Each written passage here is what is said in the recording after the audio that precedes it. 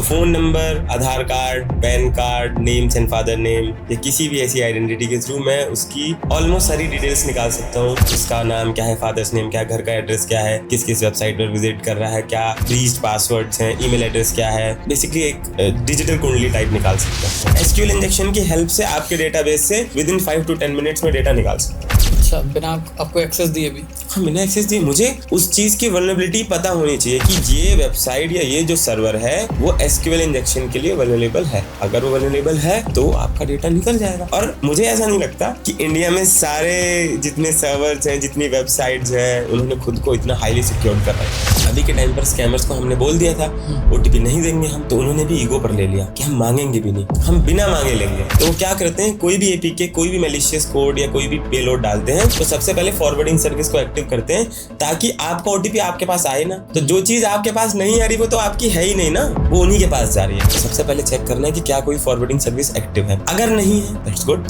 अगर है तो आपको क्या करना है, आपको एक कोड और डायल करना है, हैश। इस कोड के थ्रू जितनी भी फॉरवर्डिंग सर्विसेज या सिंक सर्विसेज ऑन होंगी उन सभी को इरेज या डिलीट कर दिया जाएगा। इसके फायदे क्या क्या हैं? आपके साथ कोई फाइनेंशियल फ्रॉड नहीं होगा, तुरंत स्टॉप हो गया। कोई भी ओटीपी जो और कहीं जा रहे थे वो सब आपके पास ही आएंगे, ठीक है? क्योंकि लोग आके बताते हैं कि हमारे पास कोई ओटीपी आया ही नहीं। जब हमें पता ही नहीं चल रहा कि हमारे घर पर चोरी हुई है तो हम कंप्लेन कैसे करेंगे? बट अगर क्लोन हुआ होगा तब भी तो ओटीपी जाएगा।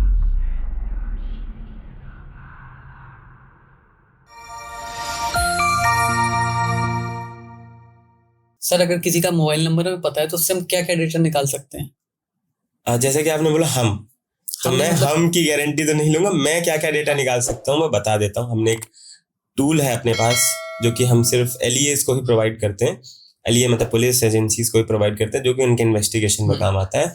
तो phone number, Aadhaar card, pan card, names and father name या किसी भी ऐसी आइडेंटिटी के थ्रू मैं उसकी ऑलमोस्ट सारी डिटेल्स निकाल सकता हूँ। उसका नाम क्या है, फादर्स नेम क्या है, घर का एड्रेस क्या है, किस किस वेबसाइट पर विजिट कर रहा है, क्या ब्रीच्ड पासवर्ड्स हैं, ईमेल एड्रेस क्या है, बेसिकली एक डिजिटल कुंडली टाइप निकाल सकते हैं।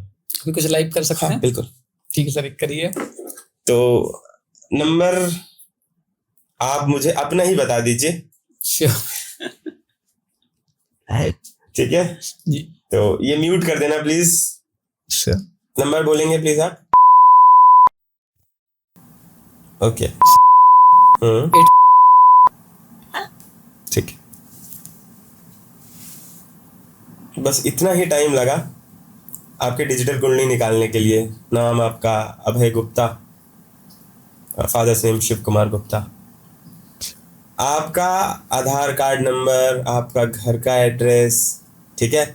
इवन दो कई जगहों पर आपके मोस्ट कॉल्ड या ऑल्टरनेटिव नंबर्स, ठीक है। आपके ईमेल से लिंक्ड अकाउंट्स, आपका ईमेल एड्रेस, आपके कुछ ब्रीच्ड पासवर्ड्स जो ब्रीच्ड हैं, जो कि लीक हो गए इंटरनेट पर, वो कुछ पासवर्ड आपने कुछ जगहों पर बहुत सिंपल पासवर्ड रख रखे हैं, ठीक है। और किस वेबसाइट पे ये वेबसाइट्स के नाम मैं आपको बता दूंगा। ओके। तो ये पासवर्ड, ये सारी चीजें, मतलब ये एक डिजिटल कुंडली टाइप है। अब क्या करता हूँ मैं, इस एक नोट को उठाकर, ऐसे मेरे को 2 नंबर मिल गए, दोनों की डिटेल निकाली, एक ईमेल एड्रेस मिल गया, उस ईमेल एड्रेस की डिटेल निकाली, तो जितना भी ओसेंट पर डेटा मिलता है फिर उसका मैं ओसेंट करूंगा। तो एक टेक्निक होती है गूगल पर जिसे गूगल डॉकिंग बोलते हैं। तो गूगल डॉकिंग की मदद से मैं वो और इन्फॉर्मेशन निकालूंगा कि इसकी इन्फॉर्मेशन क्या है। आपके सोशल मीडिया अकाउंट्स ढूंढूंगा, फिर उन अकाउंट्स पर आपका चाहे पब्लिक अकाउंट हो चाहे प्राइवेट हो, प्राइवेट भी देख सकते हैं गूगल अकाउंट्स को भी देख। हाँ, गूगल डॉकिंग की मदद से उसमें बहुत सारी इन्फॉर्मेशन आप देख सकते हैं। लिंक्ड अकाउंट्स कैसे हैं, आपके फ्रेंड ने आपको टैग करा होगा, आपने कहीं कमेंट करा होगा, किसी चीज को लाइक किया होगा, उन सारी चीजों को देखकर पूरी प्रॉपर एक डिजिटल कुंडली आपकी तैयार कर सकते हैं। तो इतना ही आसान है किसी की कुंडली निकालना। तो सोचिए, ऐसे तो अगर कोई स्कैमर्स होगा तो बहुत आसानी से किसी का डेटा निकाल के यूज कर सकता है। स्कैमर्स के पास ये चीजें है नहीं ना अभी। अच्छा, ये टूल अभी है नहीं, ये टूल जनरल लोगों के लिए है भी नहीं। हाहाकार मच जाएगा अगर दे दिया गया तो स्कैमर्स के पास भी तो जा सकता है आसानी से ये टूल। अगर जब आप लोग बना सकते हैं तो वो लोग भी बनाना इज लाइक डिफरेंट थिंग। मिला है खुद को भी। ये एक टूल इस तरीके से है जैसे कि ब्रीज डेटा, हर जगह ब्रीज डेटा है, उस ब्रीज डेटा को एक जगह उठा के कंपाइल कर दिया गया, दैट्स इट। अब उसमें से हम ढूंढते हैं कि क्या मेरा डेटा चोरी का है। अगर होता है तो मिल जाता है, कई केसेस में डेटा नहीं मिलता, उसके लिए हमें दूसरी चीज़ें यूज़ करनी पड़ती है। सोम जी कैसे हैं आप? बहुत बढ़िया, बहुत बढ़िया। आप बताएं। मैं भी बढ़िया। आज हमारे साथ एक धमाकेदार पॉडकास्ट देने वाले हैं। आज जो भी इंसान फ़ोन यूज करता है वो कहीं ना कहीं साइबर थ्रेट का तो शिकार हो ही सकता है जी। और हर किसी को लगता है कि उसके साथ शिकार नहीं होगा, बिल्कुल। पर जब हो जाता है तभी पता चलता है। क्योंकि मुझे भी लगता था कि मेरे साथ नहीं होगा, पर अचानक एक दिन हो गया बिना OTP दिए। अब तो OTP की भी ज़रूरत नहीं थ्रेट होने के लिए। तो आज आपसे हम जानना चाहेंगे कि साइबर सिक्योरिटी की तरफ आप जैसे इतने साल से काम कर रहे हैं, तो 2026 आने वाला है। अभी हमने काफ़ी सारे स्कैम देख लिए। जैसे पहले एक स्कैम हुआ था कि पुलिस की बेस में आ जाते तो वीडियो कॉल करके दिखाते, डिजिटल अरेस्ट टाइप का हो गया। फिर एक फेक COD वाले अटेम्प्ट करते हैं लोग, उसके थ्रू पैसा ले सकते हैं। तो अब ऐसे कौन से नए स्कैम सामने आ रहे हैं जो नए नए टेक्निक निकालते हैं स्कैमर्स? अब आगे कौन कौन सा और स्कैम सामने आ सकते हैं जिससे लोगों को सावधान रहने की ज़रूरत है? अगर आप सिर्फ सावधानी की बात करें तो मैं जहाँ भी जाता हूँ उस टॉपिक के बारे में ज़रूर बात करता हूँ। जैसे कि आपने बताया फेक COD, जी। मेरा ही खुद का एक फ्रेंड था। मैं उसे काफ़ी समय से जानता हूँ। जैसे कि आपने बताया कि मेरे साथ स्कैम नहीं हो सकता, उसको भी ऐसा लगता था कि मेरे साथ स्कैम नहीं हो सकता था। उसने, मैं नाम लेकर बोल रहा हूँ, उसने मिंत्रा से एक सामान ऑर्डर करा, पैंट ऑर्डर करी। उसके पास नेक्स्ट 2 दिन में फेक पर्सन जो स्कैमर था वो आदमी एक फेक मतलब कपड़े का पैकेट लेकर आ गया और उसने उसको बोला कि ये आपकी पैंट है, ये मैं आपको डिलीवर करने आया हूँ। उसने बोला बिना पेमेंट के आप इसे ओपन नहीं कर सकते। डिलीवरी बहुत ही ब्यूटीफुल तरीके से, बहुत ही हाईली पैक्ड थी कि मतलब आप खोलोगे भी तो 3-4 मिनट लगेंगे। उसने पेमेंट ली, वो गायब। ठीक है, जैसे उसने खोला उसने ध्यान दिया कि ये तो पैंट वो है ही नहीं, और जो मिंत्रा का ऑर्डर था वो भी होल्ड पर है, अराइविंग दिखा रहा बट आ नहीं रहा। और उसके साथ ये हुआ कि उसने पैसे दे दिए। उसको लगता था कि COD तो सबसे सेफ है, राइट। स्कैम तो वही कर सकते हैं जो आपने UPI कर दिया, सामान आए ना आए। COD का मतलब सामान आपने हाथ में लिया तब पेमेंट दी। अब सोचो कि जिस पर उसने पेमेंट करी उसका नाम था महिंद्रा, और एक्चुअली उसने पैंट ऑर्डर करी थी मिंत्रा से, है ना। तो ये जो आपने क्वेश्चन पूछा मुझसे कि सर 2026 आ रहा है, नए नए स्कैम्स कैसे आते हैं, मैं आज यहाँ आपके पॉडकास्ट पर आया हूँ। मैं आज आपको यहाँ 10 स्कैम बता दूँ कि सर ये स्कैम है, ये हो सकते हैं। कि अब आपका फ़ोन क्लोन हो सकता है, आपका फ़ोन हैक हो सकता है, आपके फ़ोन को कॉम्प्रोमाइज़ करके स्कैम कर सकते हैं, फॉरवर्डिंग सर्विस ओपन करके स्कैम कर सकते हैं, बिना OTP लिए स्कैम कर सकते हैं, कार्ड क्लोनिंग हो सकती है, RFID क्लोन कर सकते हैं कार्ड्स को। लेकिन मैं आपको ये 10 तरीके बता दूँ, जिस दिन आप ये पॉडकास्ट अपलोड करेंगे उसके 1 महीने बाद वो नए तरीकों को ढूंढ लेंगे। जो मोडस ऑफ ऑपरेंडी है वो बदल जाती है। उनका इंटेंशन सेम है, एंड मोडस ऑफ ऑपरेंडी बदल गई। तो ऐसे में हमें जिस चीज़ पर ध्यान देने की सबसे ज़्यादा ज़रूरत है वो है रूट कॉज, कि रूट कॉज है क्या, ये स्कैम हो क्यों रहे हैं। तो जैसे आपने मिंत्रा वाला बताया, तो मिंत्रा में जैसे ऑर्डर होते हैं वो तो सारे वेयर हाउस में पहुंचते हैं, वहाँ पे हमारा एड्रेस होता है, नाम होता है, नंबर होता है। बिल्कुल। और तो वो तो किसी को भी आसानी से मिल सकता है क्योंकि वेयर हाउस इतने सिक्योर तो नहीं होते। बिल्कुल नहीं है। वहाँ पर क्या होता है, कई जगहों पर मैंने आइडेंटिफाई किया है, कुछ एम्प्लॉयज़ होते हैं कई बार कि डेटा को लीक कर देते हैं, सेल कर देते हैं, या कुछ जगहों पर ऐसे होते हैं डेटा बिल्कुल स्टैंडर्ड फॉर्मेट में रखे हुए, इनक्रिप्टेड नहीं रखा हुआ है। बहुत इंपॉर्टेंट है ये चीज़। अगर आपने किसी का डेटा स्टोर करके रख रखा है और वो इनक्रिप्टेड नहीं है और वो गलती से भी लीक हो गया, एक छोटा सा अटैक है SQL इंजेक्शन, बहुत छोटा सा अटैक है, और जो लोग टेक में है वो जानते होंगे। SQL इंजेक्शन की हेल्प से आपके डेटाबेस से विद इन 5 to 10 मिनट्स में डेटा निकाल सकता हूँ। अच्छा, बिना आपको एक्सेस दिए भी? हाँ, बिना एक्सेस दिए। मुझे उस चीज़ की वल्नरेबिलिटी पता होनी चाहिए कि ये वेबसाइट या ये जो सर्वर है वो SQL इंजेक्शन के लिए वल्नरेबल है। अगर वो वल्नरेबल है तो आपका डेटा निकल जाएगा। और मुझे ऐसा नहीं लगता कि इंडिया में सारे जितने सर्वर्स हैं, जितनी वेबसाइट्स हैं, उन्होंने खुद को इतना हाईली सिक्योर्ड कर रखा है। या मैं किसी एक ब्रांड की बात नहीं करूँगा, मल्टीपल कॉलेजेस की वेबसाइट्स, हम जब स्कूल में थे तो ये चीज़ें करते थे, इम्प्लीमेंट करते थे इन सारी चीज़ों को। टेस्टिंग वेबसाइट्स होती थी, ट्राई हैक में एक प्लेटफॉर्म है, test.php.web है, इन सब पे हम प्रैक्टिस करते थे जब इंटर्नशिप या कॉलेजेस में थे हम। तो अब देखते हैं, अब तो ये पता है कि कितना आसान है ये करना अगर आपकी सिक्योरिटी प्रोटोकॉल्स अच्छे नहीं है तो जैसे आपने बताया कि ये डेटा आसानी से लीक हो सकता है, तो हम क्या कर सकते हैं कि ऑनलाइन ऑर्डर करते टाइम कि वो हमारा डेटा न लीक हो पाए? आपको सबसे पहले तो ये ध्यान नहीं, देखिए, अगर आप किसी को डेटा दे रहे हैं, आप अपने एंड से ये कोशिश कीजिए कि आप हर जगह अपना प्राइमरी डेटा ना दें। पहली चीज़ तो प्राइमरी डेटा और सेकेंडरी डेटा में थोड़ा सा फ़र्क है। जैसे कि मैं आपको बोलूँ कि आप किसी पब्लिक डीलिंग के लिए आपकी बात करनी है, आप इनसे एक पॉइंट ऑफ कांटेक्ट या कोई नंबर या ईमेल दे दीजिए। तो वहाँ पे आप अपना पर्सनल ईमेल नहीं देते या पर्सनल नंबर नहीं देते, आप वहाँ प्रोफेशनल देते हैं। या आप सेम चीज़ अगर आप किसी ऑनलाइन शॉपिंग प्लेटफॉर्म से कुछ शॉप कर रहे हैं, मतलब शॉपिंग कर रहे हैं, तो आप वहाँ अपना पर्सनल कार्ड मत दीजिए, वो अकाउंट मत दीजिए जो आपका सैलरी अकाउंट है, वो अकाउंट मत दीजिए जो आपका जिसमें सेविंग्स रखी हुई है। एक सेकेंडरी अकाउंट रखिए जिसमें आप रोजमर्रा की ज़रूरतों के लिए डील करते हैं, जिससे आप यूपीआई एक्टिव रखते हैं। पहली चीज़ तो ये। दूसरी चीज़, अगर आप डिटेल्स एंटर कर रहे हैं तो उन्हीं डिटेल्स को दीजिए जो सच में ज़रूरी है, जो रिक्वायर्ड है। लोग एक्स्ट्रा डिटेल्स को भी फिल, वो स्टार मार्क किया हुआ होता है ना कि रिक्वायर्ड, सिर्फ उतना ही दीजिए। लोग सारी डिटेल्स फिल कर देते हैं, ऑल्टरनेटिव नंबर, ऑल्टरनेटिव ईमेल, क्या ज़रूरत है ना। आप बेसिक डिटेल्स दीजिए। दूसरी चीज़, आप अब तो खैर इंडिया में डीपीडीपी एक्ट आ चुका है। डीपीडीपी एक्ट के बारे में शायद आपने सुना होगा, डेटा प्रोटेक्शन एक्ट है ये। अगर मैं मोटा मोटा बोलूं तो यूज़र के डेटा का कंट्रोल यूज़र के पास आ जाएगा। ये एक्ट इस एक्ट का इम्प्लीमेंटेशन हो रहा है, तो बहुत ही अच्छा एक्ट है। आईटी एक्ट के साथ इस एक्ट को भी बहुत ही ज़्यादा मतलब इंपॉर्टेंस दी जा रही है। इस एक्ट के आने के बाद जो आपने मेरे से क्वेश्चन पूछा कि हम ऐसा क्या कर सकते हैं, बेसिक स्टेप्स तो ये थे। अब ये एक्ट उन सारी ऑर्गेनाइजेशन को, उन सारी फिड्यूसरीज को, उन सारी कंपनीज को मतलब फोर्स करेगा कि आप यूज़र के डेटा को सेफ रखें। अगर यूज़र का डेटा लीक होता है और आपने अगर उसे इन्फॉर्म नहीं करा तो बहुत बड़े नंबर की पेनल्टी आपके ऊपर लगाई जा सकती है, अप टू 200 करोड़। बट ऐसे तो उनके पास तो काफी ज्यादा डेटा है, तो हर किसी को इन्फॉर्म नहीं कर पाएंगे। जब डेटा ब्रीच होता है तो वो तो काफी लोगों का होता है एक साथ। अगर डेटा ब्रीच होता है, मैंने आपको अपना डेटा दिया और आपने मेरा डेटा लीक कर दिया, तो उसकी पनिशमेंट आपको ही मिलेगी। क्यों? क्योंकि जिम्मेदार आप हो। अब चाहे वो आपका एम्प्लॉय लीक करता है या कोई भी टीम मेंबर, पर आपके एंड से होता है। आपके एंड से, मैंने आपको डेटा दिया है ना, तो जिम्मेदार आप हुए। डीपीडीपी एक्ट का मतलब यही है। डीपीडीपी एक्ट समझ लो एक नटशेल की तरह है आपके डेटा के लिए कि किस तरीके से आप अपने डेटा को बचा सकते हैं। ऐसे ही सर, जब वेबसाइट में जाते हैं तो उसमें कुकीज का ऑप्शन होता है। उसी में आता है कि accept all cookies, accept necessary cookies.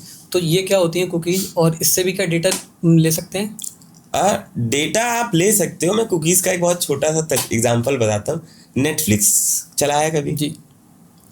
जब हम स्कूल में थे, आई थिंक 11th स्टैंडर्ड की बात है, मुझे याद है। उस टाइम ना पॉकेट मनी बहुत कम हुआ करती थी, तो जितनी पॉकेट मनी मिलती थी वो सारे पैसे दोस्तों के साथ घूमने और खाने में निकल जाते थे। तो नेटफ्लिक्स देखने का शौक था, या तो टोरेंट से मूवीज़ डाउनलोड करके देखें, या टोरेंट से शो डाउनलोड करके देखें, या किसी का उधार मांगे। अब जिसका मांगते थे उसके अलग नखरे। तो हमने एक सोल्यूशन ढूंढा। एक मतलब आदत थी R&D करने की बचपन से ही, तो एक ग्रुप ज्वाइन किया। उस ग्रुप में क्या था कि खैर वो तो बचपन की बात है, कुछ जो यूज़र एक्टिव होते थे उनकी कुकीज़ को कॉपी करके उस ग्रुप में डाल दिया जाता था। ये मैं बचपन की बात बता रहा हूँ आपको। उस कुकीज़ के बिहाफ पर वो सेशन जो सेशन एक्टिव था, वो सेशन मेरे पास एक्टिव हो जाता था। तो जब तक उसने आदमी ने सेशन एक्टिव रख रखा है, मैं उसके नेटफ्लिक्स को देख सकता हूँ। कुकीज़, कैशे, ये सब चीज़ें इंपॉर्टेंट हैं। इसीलिए बोला जाता है अगर आप किसी अनजानी जगह पर लॉगिन कर रहे हैं, अनजानी जगह पर कुछ एक्सेस कर रहे हैं, तो वहाँ से कुकीज़ या कैशे क्लियर कर दीजिए। क्रोम में जैसे हम अलग अलग वेबसाइट खोलते हैं तो हमें रेगुलरली कुकीज़ को क्लियर करते रहना चाहिए। हाँ, कुकीज़ क्लियर मतलब मुझे नहीं लगता कि 1 मिनट से ज़्यादा लगेगा कुकीज़ क्लियर करने में। लोग इनकॉग्निटो मोड चला लेते हैं। हाँ, अच्छा है, बट मतलब बेटर है नॉर्मल ब्राउज़र से चलाना। अब मेरे हिसाब से तो अगर मैं नाम लेकर बोलूँ तो आप ब्रेव ब्राउज़र यूज़ कर सकते हैं, काफ़ी अच्छा ब्राउज़र है। तो जैसे सर आपने ही बताया कि जैसे यूटोरेंट से पहले मूवी डाउनलोड करते थे, तो आज भी कई सारी ऐसी पायरेसी वेबसाइट है जहाँ से मूवी डाउनलोड हो जाती हैं। तो क्या वो मूवी डाउनलोड करना वहाँ सेफ़ है? मैं आपको बहुत छोटी सी बात बताता हूँ। अगर हम म्यू टॉरेंट की बात करें, बचपन में हम उसे यू टॉरेंट बोलते थे तो वो एक्चुअली म्यू टॉरेंट प्रोनाउंस होता है। म्यू टॉरेंट की बात करें तो म्यू टॉरेंट एक peer to peer connection initiate करता है। पीयर टू पीयर कनेक्शन का मतलब ये हुआ कि मैं आपसे कनेक्टेड हूँ, आप मुझसे। इंटरनेट का मतलब क्या है कि इंटरकनेक्टेड नेटवर्क्स। अब पीयर टू पीयर कनेक्शन में क्या होता है कि मैंने आपसे कनेक्ट किया, मुझे ये नहीं पता कि आप क्या हो, मैं आपसे कनेक्ट कर लिया, हम फाइल एक्सचेंज कर सकते हैं। मुझे ये नहीं पता कि जो अगला कंप्यूटर है वो डार्क वेब पर है, वो कोई मैलिशियस आदमी है, वो कोई ऐसा आदमी है जिसके इंटेंशंस गलत है। समझ रहे हैं आप? तो पीयर टू पीयर कनेक्शन बना और वो आपको किस हद तक नुकसान पहुंचा सकता है, इसका छोटा सा एग्जांपल। जिस ऑर्गेनाइजेशन में मैं काम करता हूं, उस ऑर्गेनाइजेशन में एक पर्टिकुलर एम्प्लॉय को जो कि रोल पर था, गवर्नमेंट बॉडी है जहाँ पर मैं काम करता हूँ, मैं आपको पॉडकास्ट के एंड में नाम बताऊंगा और बहुत ही इंडिया के बहुत ही चर्चित नामों में से है वो, तो उस एम्प्लॉय को निकाल दिया गया सिर्फ टॉरेंट से मूवी डाउनलोड करने के चक्कर में। क्योंकि आपको नहीं पता कि आपने उस सिस्टम से एक्सेस लेके आप मुझे फाइल भेज सकते हो, आपने अपने सिस्टम का एक्सेस दिया कि आप फाइल ले सकते हो। तो इसमें वो आपका डेटा कितना कॉम्प्रोमाइज़ हो सकता है, क्या थ्रेट्स हो सकते हैं, आप उसका अंदाज़ा नहीं लगा सकते। बचपन में पायरेटेड मूवीज़ देखने के चक्कर में हम किसी भी वेबसाइट से डाउनलोड कर लेते थे। Nothing is free on the internet ना, कुछ भी फ्री नहीं है। तो जैसे अभी तो अभी तो जो मूवी वाली वेबसाइट है उन पे तो मूवी ऑलरेडी किसी ड्राइव पे अपलोड है ना, पीयर टू पीयर कनेक्ट नहीं हो रहा है। अब मैं आपको टोरेंट की बात बता रहा था। अगर आप ड्राइव की बात करें, आप किसी भी पायरेटेड मूवीज की वेबसाइट पर जाओगे, आपको वो सिंगल क्लिक में वो मूवी कभी डाउनलोड करके देगा ही नहीं। कभी भी चेक करना, कभी सोचा क्यों? वो रीडायरेक्ट करेंगे तब उनको मल्टीपल जगहों पर रीडायरेक्ट करते हैं वो, आपको 4 से 5 पेजेस को खोलना पड़ेगा। वो एडसेंस से उनका रेवेन्यू जनरेट हुआ पायरेटेड मूवी बेचने के नाम पर। अब आपको पता है मूवी पायरेटेड कैसे होती है, बहुत आसान। वो तो आसान है। तो बिल्कुल कुछ भी फ्री नहीं है, हमें लगता है फ्री यूज करने। जब हम नेटफ्लिक्स चलाते थे, कुकीज एक ग्रुप में आ जाती थी, वो ग्रुप के थ्रू लगा कितना कूल है। आज के जो जनरेशन में लोग हैं, जो जेनजीज हैं आज के, वो सोचते हैं नेटफ्लिक्स पे कौन पैसे खर्च करे, 2000 रुपीज पर मंथ या 499 आई थॉट। तो हम पिकाशो डाउनलोड कर लेते हैं। कभी ये सोचा कि पिकाशो प्ले स्टोर पर या ऐप स्टोर पर क्यों नहीं है?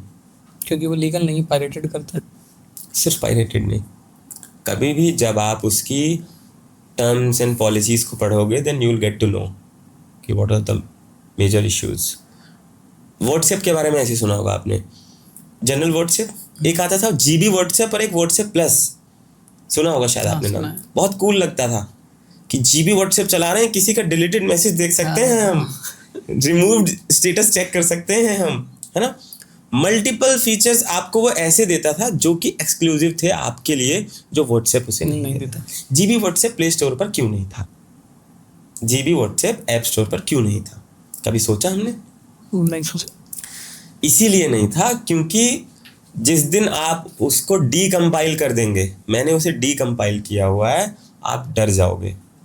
जो परमिशंस वो ले रहा था, उसने बिटकॉइन एक्सचेंज की परमिशन ले रखी थी। उसका सर्वर कहाँ था मैं क्या ही बताऊँ उस कंट्री का नाम, ठीक है, होपफुली आपने अज्यूम कर लिया होगा। तो उसके जो सर्वर्स थे, ठीक है, वो किस किस तरीके की परमिशंस को एक्सेस कर रहा था, किस तरीके के डाटा को ले रहा था, जिस दिन आप देखोगे, जिस दिन आप जानोगे। कुछ नहीं करना, एक एप्लीकेशन लो, ऑनलाइन प्लेटफॉर्म पड़े हुए हैं बहुत सारे जो कि डीकम्पाइल करके दे देते हैं। आप उस एप्लीकेशन को डीकम्पाइल करके देखो। बहुत सारे लोग मॉडेड एपीकेस चलाते हैं, फ्री जो एपीकेस मिल जाते हैं, एपीके प्योर करके एक वेबसाइट है, वहाँ मिलते हैं। आप जिस दिन उस एप्लीकेशन को डीकम्पाइल करोगे ना, बट हमने तो परमिशन नहीं दी, तो परमिशन तो हम लिमिटेड चीज़ों की रहती है कि मीडिया और लोकेशन, इस टाइप की परमिशन। चलो परमिशन की बात आपने अगर करी है तो मैं बताता हूँ आपको। एंड्रॉइड फ़ोन है आपके पास? हाँ। फेसबुक चलाते हो? हाँ। मैं अगर ये क्वेश्चन पूछता हूँ किसी से, क्या फेसबुक चलाते हो? जनरली लोग कहते हैं नहीं मैं नहीं चलाता, पुराना हो चुका है। फेसबुक तो हमारे पेरेंट्स चलाते हैं बस, है ना। इंस्टाग्राम चलाते हो? व्हाट्सएप चलाते हो? पेरेंट कंपनी कौन है? मेटा। जब पेरेंट कंपनी मेटा है तो डाटा तो मेटा के सर्वर पर स्टोर होगा। आपने जब फेसबुक इंस्टॉल किया था तो 1 या 2 परमिशंस को अलाउ किया था, अलाउ और डिसअलाउ, है ना। प्ले स्टोर पर जाकर एप्स एंड परमिशन में जाइए, अभी अगर आप चेक करना चाहते तो अभी आप चेक कर लीजिए, you will get to know कि कितनी परमिशंस को वो ले रहा है। मतलब आप शॉक हो जाएंगे। और इस तरीके की परमिशंस को ले रहा है, शायद आप यहीं पॉडकास्ट में ही अभी उसे अनइंस्टॉल कर दोगे, क्योंकि मैं नहीं चलाऊंगा उसे। कहाँ पर जाना है? मैनेज एप्स पर आप मुझे दिखाएंगे तो मैं बताता हूँ। फेसबुक इंस्टॉल्ड है इसमें? हाँ। फेसबुक पर हम आ गए, ओपन किया, अबाउट दिस ऐप, यहाँ पर एप्स एंड परमिशन में सी मोर का ऑप्शन है, सी मोर पर क्लिक करा। नाउ यू कैन चेक क्या आपने इतनी सारी परमिशंस दी थी। ये वो परमिशन है जो 2021 के बाद ये परमिशंस अलाउ की गई। आप चेक करो, गैलरी का एक्सेस, माइक्रोफोन, कभी आपने ऐसा सोचा कि आप और मैं किसी एक टॉपिक पर डिस्कशन कर रहे हैं, वो रील 10 मिनट बाद या 5 मिनट बाद क्यों दिखने लगती है? अभी मैं एक गाड़ी लेने वाला था, गाड़ी हमने एक बुक कराई थी, तो मैं और हम दोनों बैठ के डिस्कशन कर रहे थे। मैंने इसको बोला, मैंने कहा निखिल यार ये वाली गाड़ी लेते हैं। उन्होंने बोला भैया अच्छी लगेगी, ये ले लो, ब्लैक कलर की लेते हैं, इसको मतलब पूरा रैप अप वगैरह करा के और मॉडिफाई करा के अच्छे से करके रखेंगे, इसको बहुत शौक है अच्छी गाड़ियों का, ठीक है। तो मैंने बोला ठीक है करते हैं। थोड़ी देर बाद सेम उसी गाड़ी की रील, कभी सोचा कैसे दिखता है, क्यों दिखता है? सुन रहा है हमेशा परमानेंट फोन, आपने परमिशन दे रखी है, यू कैन चेक। आपने अपने आपने मेटा को एक ये परमिशन दे रखी है कि you can call any number from my phone, ठीक है। आपने मेटा को ये परमिशन दे रखी है, आप मेरे कैलेंडर में से जितने भी इवेंट्स हैं उनको लेकर आप गेस्ट को ईमेल भेज सकते हो बिना मुझसे पूछे। आप मेरी लोकेशन को ट्रैक कर सकते हो। मैं आपको एक बात बताऊं, मैंने पुलिस के साथ लोकेशन, लेकिन मैंने ऑफ रखता हूँ इसका, फिर भी कैसे? You can check. आप फेसबुक की टाइमलाइन पर जाकर चेक करो कि आप लास्ट मंथ में, लास्ट साल में कहाँ गए थे, ठीक है, कहाँ गए थे, एक बार चेक करो। ये कैसे पॉसिबल हो रहा है जब हम सारी परमिशन ऑफ कर रहे हैं फिर भी वो ले रहा है? आपने क्या इतनी सारी परमिशन दी थी? नहीं दी थी। ये तो वो परमिशन थे जो फेसबुक ने डिक्लेयर करी हैं। हैव यू एवर इमेजिन कि जब ये परमिशन डिक्लेयर्ड नहीं थी, फेसबुक आई थॉट आप 7th 8th स्टैंडर्ड से चला रहे होगे, राइट। क्योंकि पहले के समय पर जो हमारा समय था, फेसबुक, मेरा सबसे पहला डिवाइस था N72, उस टाइम का स्मार्टफोन था वो। फिर एक फोन आया था क्विट्री वाला X201। तो उस समय पर एक ये स्टैंडर्ड बना दिया गया था कि अगर आप आप वहां पर हो, एग्जिस्टेंस को प्रूव करना चाहते हो, then you have to create a Facebook account. हमारे दोस्तों के साथ ये था कि भाई हम अंगूठों से बात करेंगे, सामने से नहीं। इसका फेसबुक अकाउंट नहीं है, वो उससे बात नहीं कर सकते। ये मतलब एक रूल काइंड ऑफ बन गया था, मार्केट मोनोपोली है ये। कैसे ये सारी चीज क्यों? अच्छा, कभी आपसे इन सारी बड़े सोशल मीडिया फिड्यूसरीज बोला जाता है इन्हें, इन्होंने कभी पैसों की डिमांड करी आपसे? कभी सोचा कि इतने बड़े बड़े एडसेंस से ही सब कुछ चल सकता है? इतने बड़े बड़े सर्वर्स कैसे मैनेज हो रहे हैं? एड से बाकी डेटा ब्रीच करके ही हो रहे होंगे। ये खुद नहीं करते, ऐसा हम बोल नहीं सकते ऑन कैमरा। तो है ना, तो कभी सोचा आपने इन सारी चीज़ों को? मतलब एक मेंटोर है मेरे, शायद काफ़ी अच्छा नाम है उनका इस डोमेन में, अमित दुबे जी। अभी बात हो रही थी मेरी थोड़ी देर पहले, एक दिन मैं और वो बैठे हुए थे, किसी पॉडकास्ट के लिए ही गए थे हम, तो we were discussing, he said कि शुभम, कभी हमने यार ये सोचा नहीं, या कभी तुम सोच कर देखो कि जो व्हाट्सएप है वो कब लॉन्च हुआ, जो आईफोन है वो कब लॉन्च हुआ, जो बिटकॉइन है वो कब लॉन्च हुआ। उन्होंने मुझसे बोला, फिर मैंने भी सोचा यार कि ये बात तो बहुत सही कर रहे हैं, क्योंकि 2008-2009 पर तो आई वॉज अ चाइल्ड, बच्चा था मैंने सोचा। फिर उन्होंने मुझसे बोला कि कुछ थ्योरी समझ में आ रही है, काफ़ी सारी चीज़ें मैं वो डिस्कस करते हैं बैठकर कि सर ऐसा ऐसा हो रहा है, कितने क्राइम्स हो रहे हैं। वो मुझे कुछ चीज़ें बताते हैं, मैं उन चीज़ों को फॉलो करता हूँ। फिर मेरे से कुछ जो नई चीज़ें हैं, जो क्योंकि वो जिस डोमेन पर हैं वो डेली उनके पास इतना काम होता है, same thing goes with me.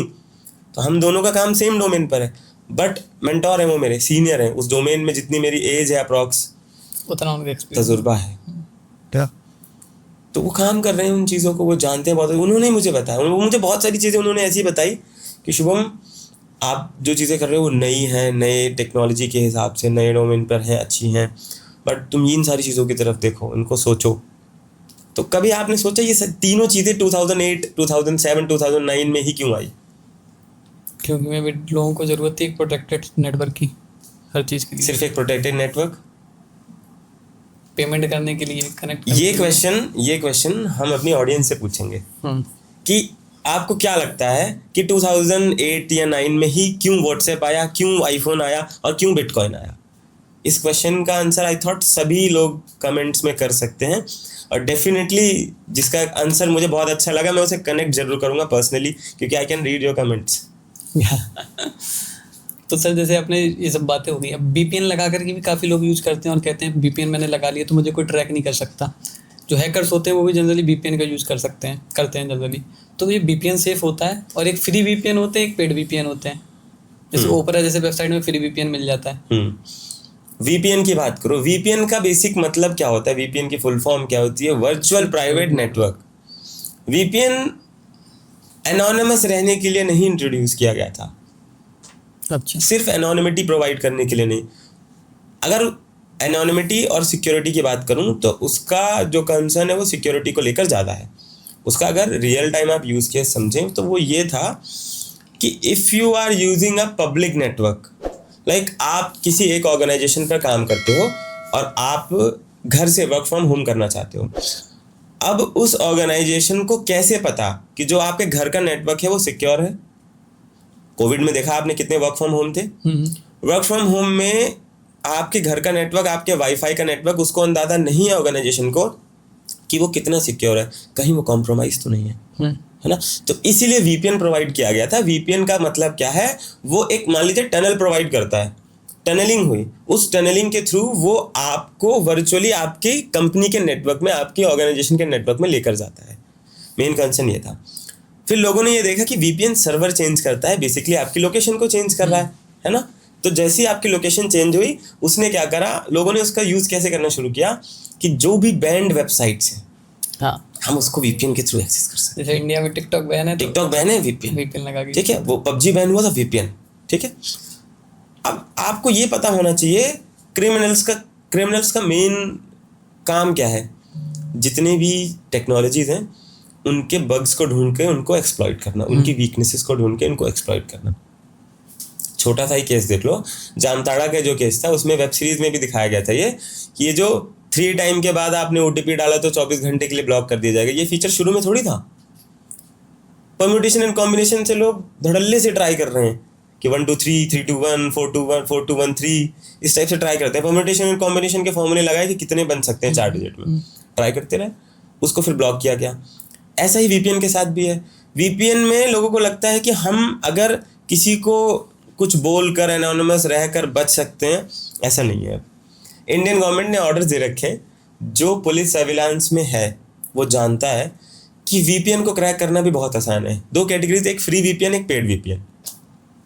Free VPN जो है उनकी तो IP लीक्स ही मिल जाती हैं, मतलब VPN एक टनल दे रहा है, तो फ्री वाले में ऐसा हो सकता है देयर आर सम चांसेस कि वो टनल कहीं ना कहीं से लीक हो।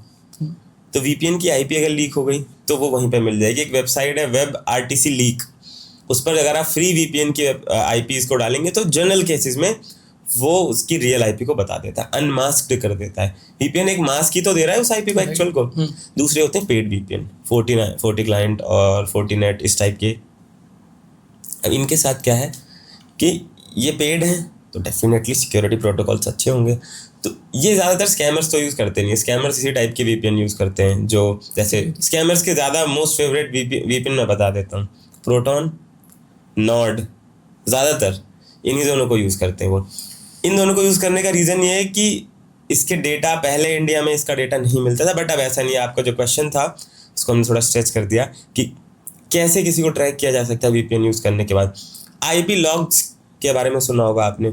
एक चीज़ होती है IPDR, जो सर्विलांस करता है उन्हें पता होगा, अगर आप कोई क्राइम कर रहे हैं तो पुलिस अगर इन्वेस्टिगेशन करती है तो सब, अगर कॉल की डिटेल लेना चाहती है तो उसे बोला जाता है call detail record, it is called CDR। अगर आपने इंटरनेट के थ्रू कोई फ्रॉड करा है या इंटरनेट के थ्रू कोई स्कैम करा है तो पुलिस आपका निकालेगी IPDR, internet protocol data record. IPDR में वो हर एक वो चीज़ आती है, आपने किस वेबसाइट को एक्सेस किया, किस वेबसाइट पर आप विजिट करे, कौन से मोमेंट पर आप गए, ठीक है। इसी तरीके से IP के लॉग्स आते हैं। तो same thing goes with VPN logs. पहले इंडिया में, क्योंकि ये सारी कंपनीज बाहर थी इंडिया के, तो डेटा लेना थोड़ा मुश्किल होता था, बट जब से DPDP का इम्प्लीमेंटेशन हुआ है, DPDP के बहुत सारे स्ट्रॉन्ग पॉइंट्स है, जैसे लोकलाइजेशन ऑफ डेटा। इंडिया का डाटा इंडिया में ही रहेगा, one of the best way to secure our data. तो जैसे जो बाहरी कंपनी है उनको डेटा इंडिया में ही रहना पड़ता है। हाँ, सबसे बड़ा रूल तो मेरे को जो सबसे अच्छा रूल लगता है DPDP का वो यही है। पहले क्या होता था, आपका डेटा बाहर चला गया, अब बाहर हमें नहीं पता ना कि वो कहाँ स्टोर है, कैसे स्टोर है, उसके सिक्योरिटी प्रोटोकॉल्स क्या हैं, किस लेवल पर उसे स्टोर करके रखा गया है। और उसको लेकर के आने में अगर ब्रीच होता है उसको पकड़ना भी बहुत मुश्किल हो जाएगा। एक ट्रीटी है, उसको बोला जाता है एमलेट ट्रीटी। बहुत कम ही लोग उसके बारे में जानते हैं। जो लोग स्पेशली साइबर क्राइम पर काम कर रहे हैं, जो पुलिस ऑफिसर, उन्हें इसके बारे में अच्छी नॉलेज है। AMOLED stand for mutual legal assistant treaty. तो ये एक ट्रीटी है, इसके अंडर कुछ स्पेसिफिक कंट्रीज हैं। आई थॉट 126 या 125 नंबर, आई थॉट चेंज हो सकता है। बट इस कंट्रीज में अगर किसी ने कोई डेटा एक्सचेंज किया, मतलब कोई क्राइम किया, तो आप डेटा एक्सचेंज के लिए एमलेट ट्रीटी को फॉलो करके एक नोटिस भेज सकते हो इंटरनेशनल लेवल पर। कुछ प्रोटोकॉल्स होते हैं जिन्हें आपको फॉलो करना है, बाकी आपको डेटा मिल जाता है। तो जैसे आपने सर बीपीएन का बता दिया है, अब बीपीएन के थ्रू हमने इतनी सारी ट्रैक कर ली, अब थोड़ा सोशल मीडिया पे आते हैं। बिल्कुल। आजकल हर किसी का सोशल मीडिया अकाउंट रिस्क पे है, और कब कौन सा अकाउंट हैक हो जाए वो पता नहीं चलता। इवन उनके पास वो पासवर्ड भी नहीं दे रहे, किसी को नंबर भी नहीं दे रहे, ओटीपी भी नहीं दे रहा है, 2 फैक्टर ऑथेंटिकेशन ऑन करके भी रखे हुए हैं, फिर भी वो हैक कर लेना, ऐसा कैसे हो पा रहा है? जैसे मैंने आपको पॉडकास्ट की शुरुआत में ही बता दिया था, scammers are the innovators. Right. They know how to exploit, they know how to manipulate. Manipulation बहुत अच्छा आता है उन्हें, और they are always trying to change their modus of operandi. Modus of operandi का मतलब होता है काम करने का तरीका। अब हमने बताया ओटीपी नहीं, 200 करोड़ रुपए खर्च हुए हैं। अमिताभ बच्चन जी की आवाज से लोग इरिटेट होने लग गए थे। 200 करोड़ रुपए खर्च हुए हैं सिर्फ, मैं खैर उसी ऑर्गेनाइजेशन का पार्ट हूँ जिन्होंने 200 करोड़ रुपए खर्च किए थे इस चीज़ को प्रमोट करने के लिए। सिर्फ ये बोला था कि ओटीपी अनजान व्यक्ति को नहीं देना। उन्होंने बोला जी आपने 200 करोड़ रुपए खर्च कर दिया, अब हम मांगेंगे ही नहीं। ठीक है, बहुत ही ज़्यादा ओबीडियंट है वो। जितने भी स्कैमर्स हैं जो देख रहे होंगे वो शायद तारीफ कर रहे होंगे मेरी कि सर हमारे बिहाफ पर बोल रहे हैं। बट 200 करोड़ रुपए खर्च हुए, उन्होंने मोडस ऑफ ऑपरेंडी को ही चेंज कर दिया। उन्होंने बोला आपने कहा था जी ओटीपी मत देना, हम मांग ही नहीं रहे, है ना।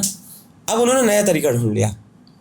जैसे आपने बताया कि पहले जो सोशल मीडिया अकाउंट हैक होते थे, मैं आपको बताता हूँ कैसे होते थे।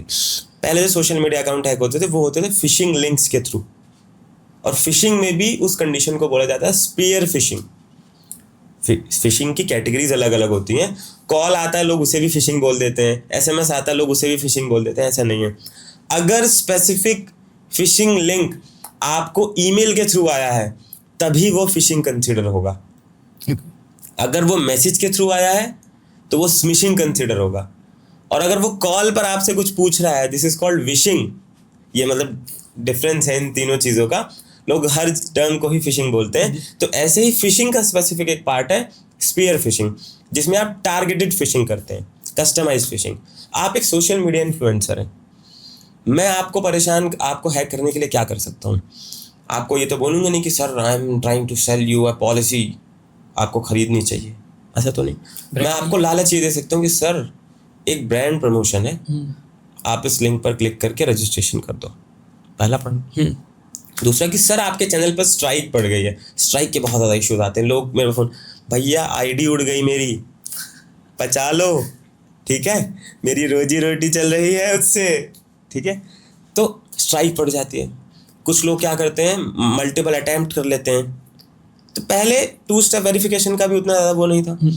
लोग लिंक पर क्लिक करते थे, लोगों को बोला कि आपको हम ऑर्गेनिक फॉलोवर्स देंगे, आप हमसे जुड़िए, हमारी एजेंसी है, ऑर्गेनिक फॉलोवर्स मिल जाएंगे। कुछ नहीं होता था, वो स्कैमर्स ही होते थे। उन्होंने आपका एक्सेस ले लिया। एक लिंक पर क्लिक करने से क्या हो सकता है मैं आपको दिखाऊंगा अभी। कंप्लीट फोन कॉम्प्रोमाइज हो सकता है बिना रैट को भेजे। रैट होती है एक चीज़, रिमोट एक्सेस ट्रोजन, उसको ना भी भेजू तो भी एक लिंक से हो जाएगा। आपके फोटो क्लिक होती नहीं। पहले होता था कि परमिशंस मांगते थे, टेलीग्राम पर वो बॉट्स होते थे, बट अब वो भी इसकी भी जरूरत नहीं है।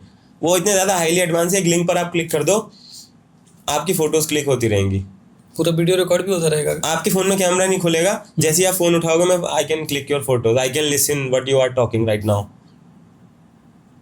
ठीक है।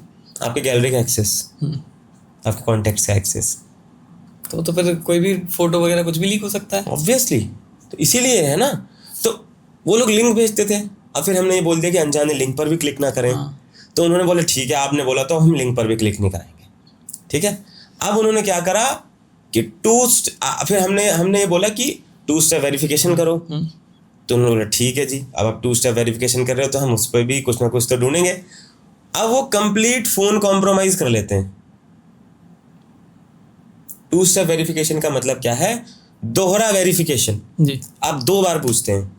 अगर यदि किसी को आपका पासवर्ड भी पता चल गया तो आपसे पूछा जाएगा कि क्या ये आप ही हैं? ठीक, ये वो बात हो गई कि आप अपने घर के दरवाजे पर जाकर बेल बजा रहे हैं और आपकी मदर आपसे पूछ रही कि क्या आप शुभम ही हो? करेक्ट? ऐसी चीज टू स्टेप वेरिफिकेशन। अब लोगों की शिकायत ये होती है कि हमने टू स्टेप वेरिफिकेशन लगाया था, उसके बाद भी कॉम्प्रोमाइज होगा। कैसे?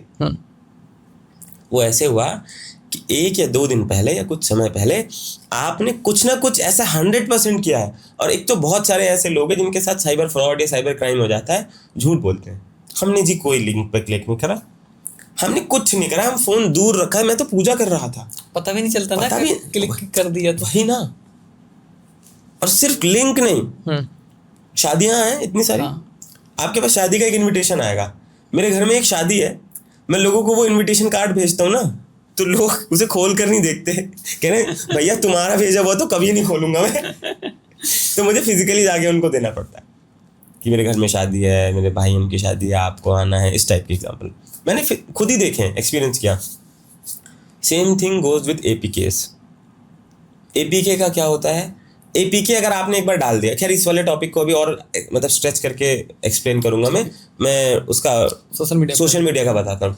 सोशल मीडिया पे क्या होता है, अगर आपका फ़ोन कॉम्प्रोमाइज़ हो गया, मैं एक लिंक आपको भेज दूँ और मैं उसकी डिटेल्स आपको दिखा दूंगा। वो फ़ोन अगर जहाँ कॉम्प्रोमाइज़ हुआ, अब मैं फ़ोन क्लोन भी तो कर सकता हूँ।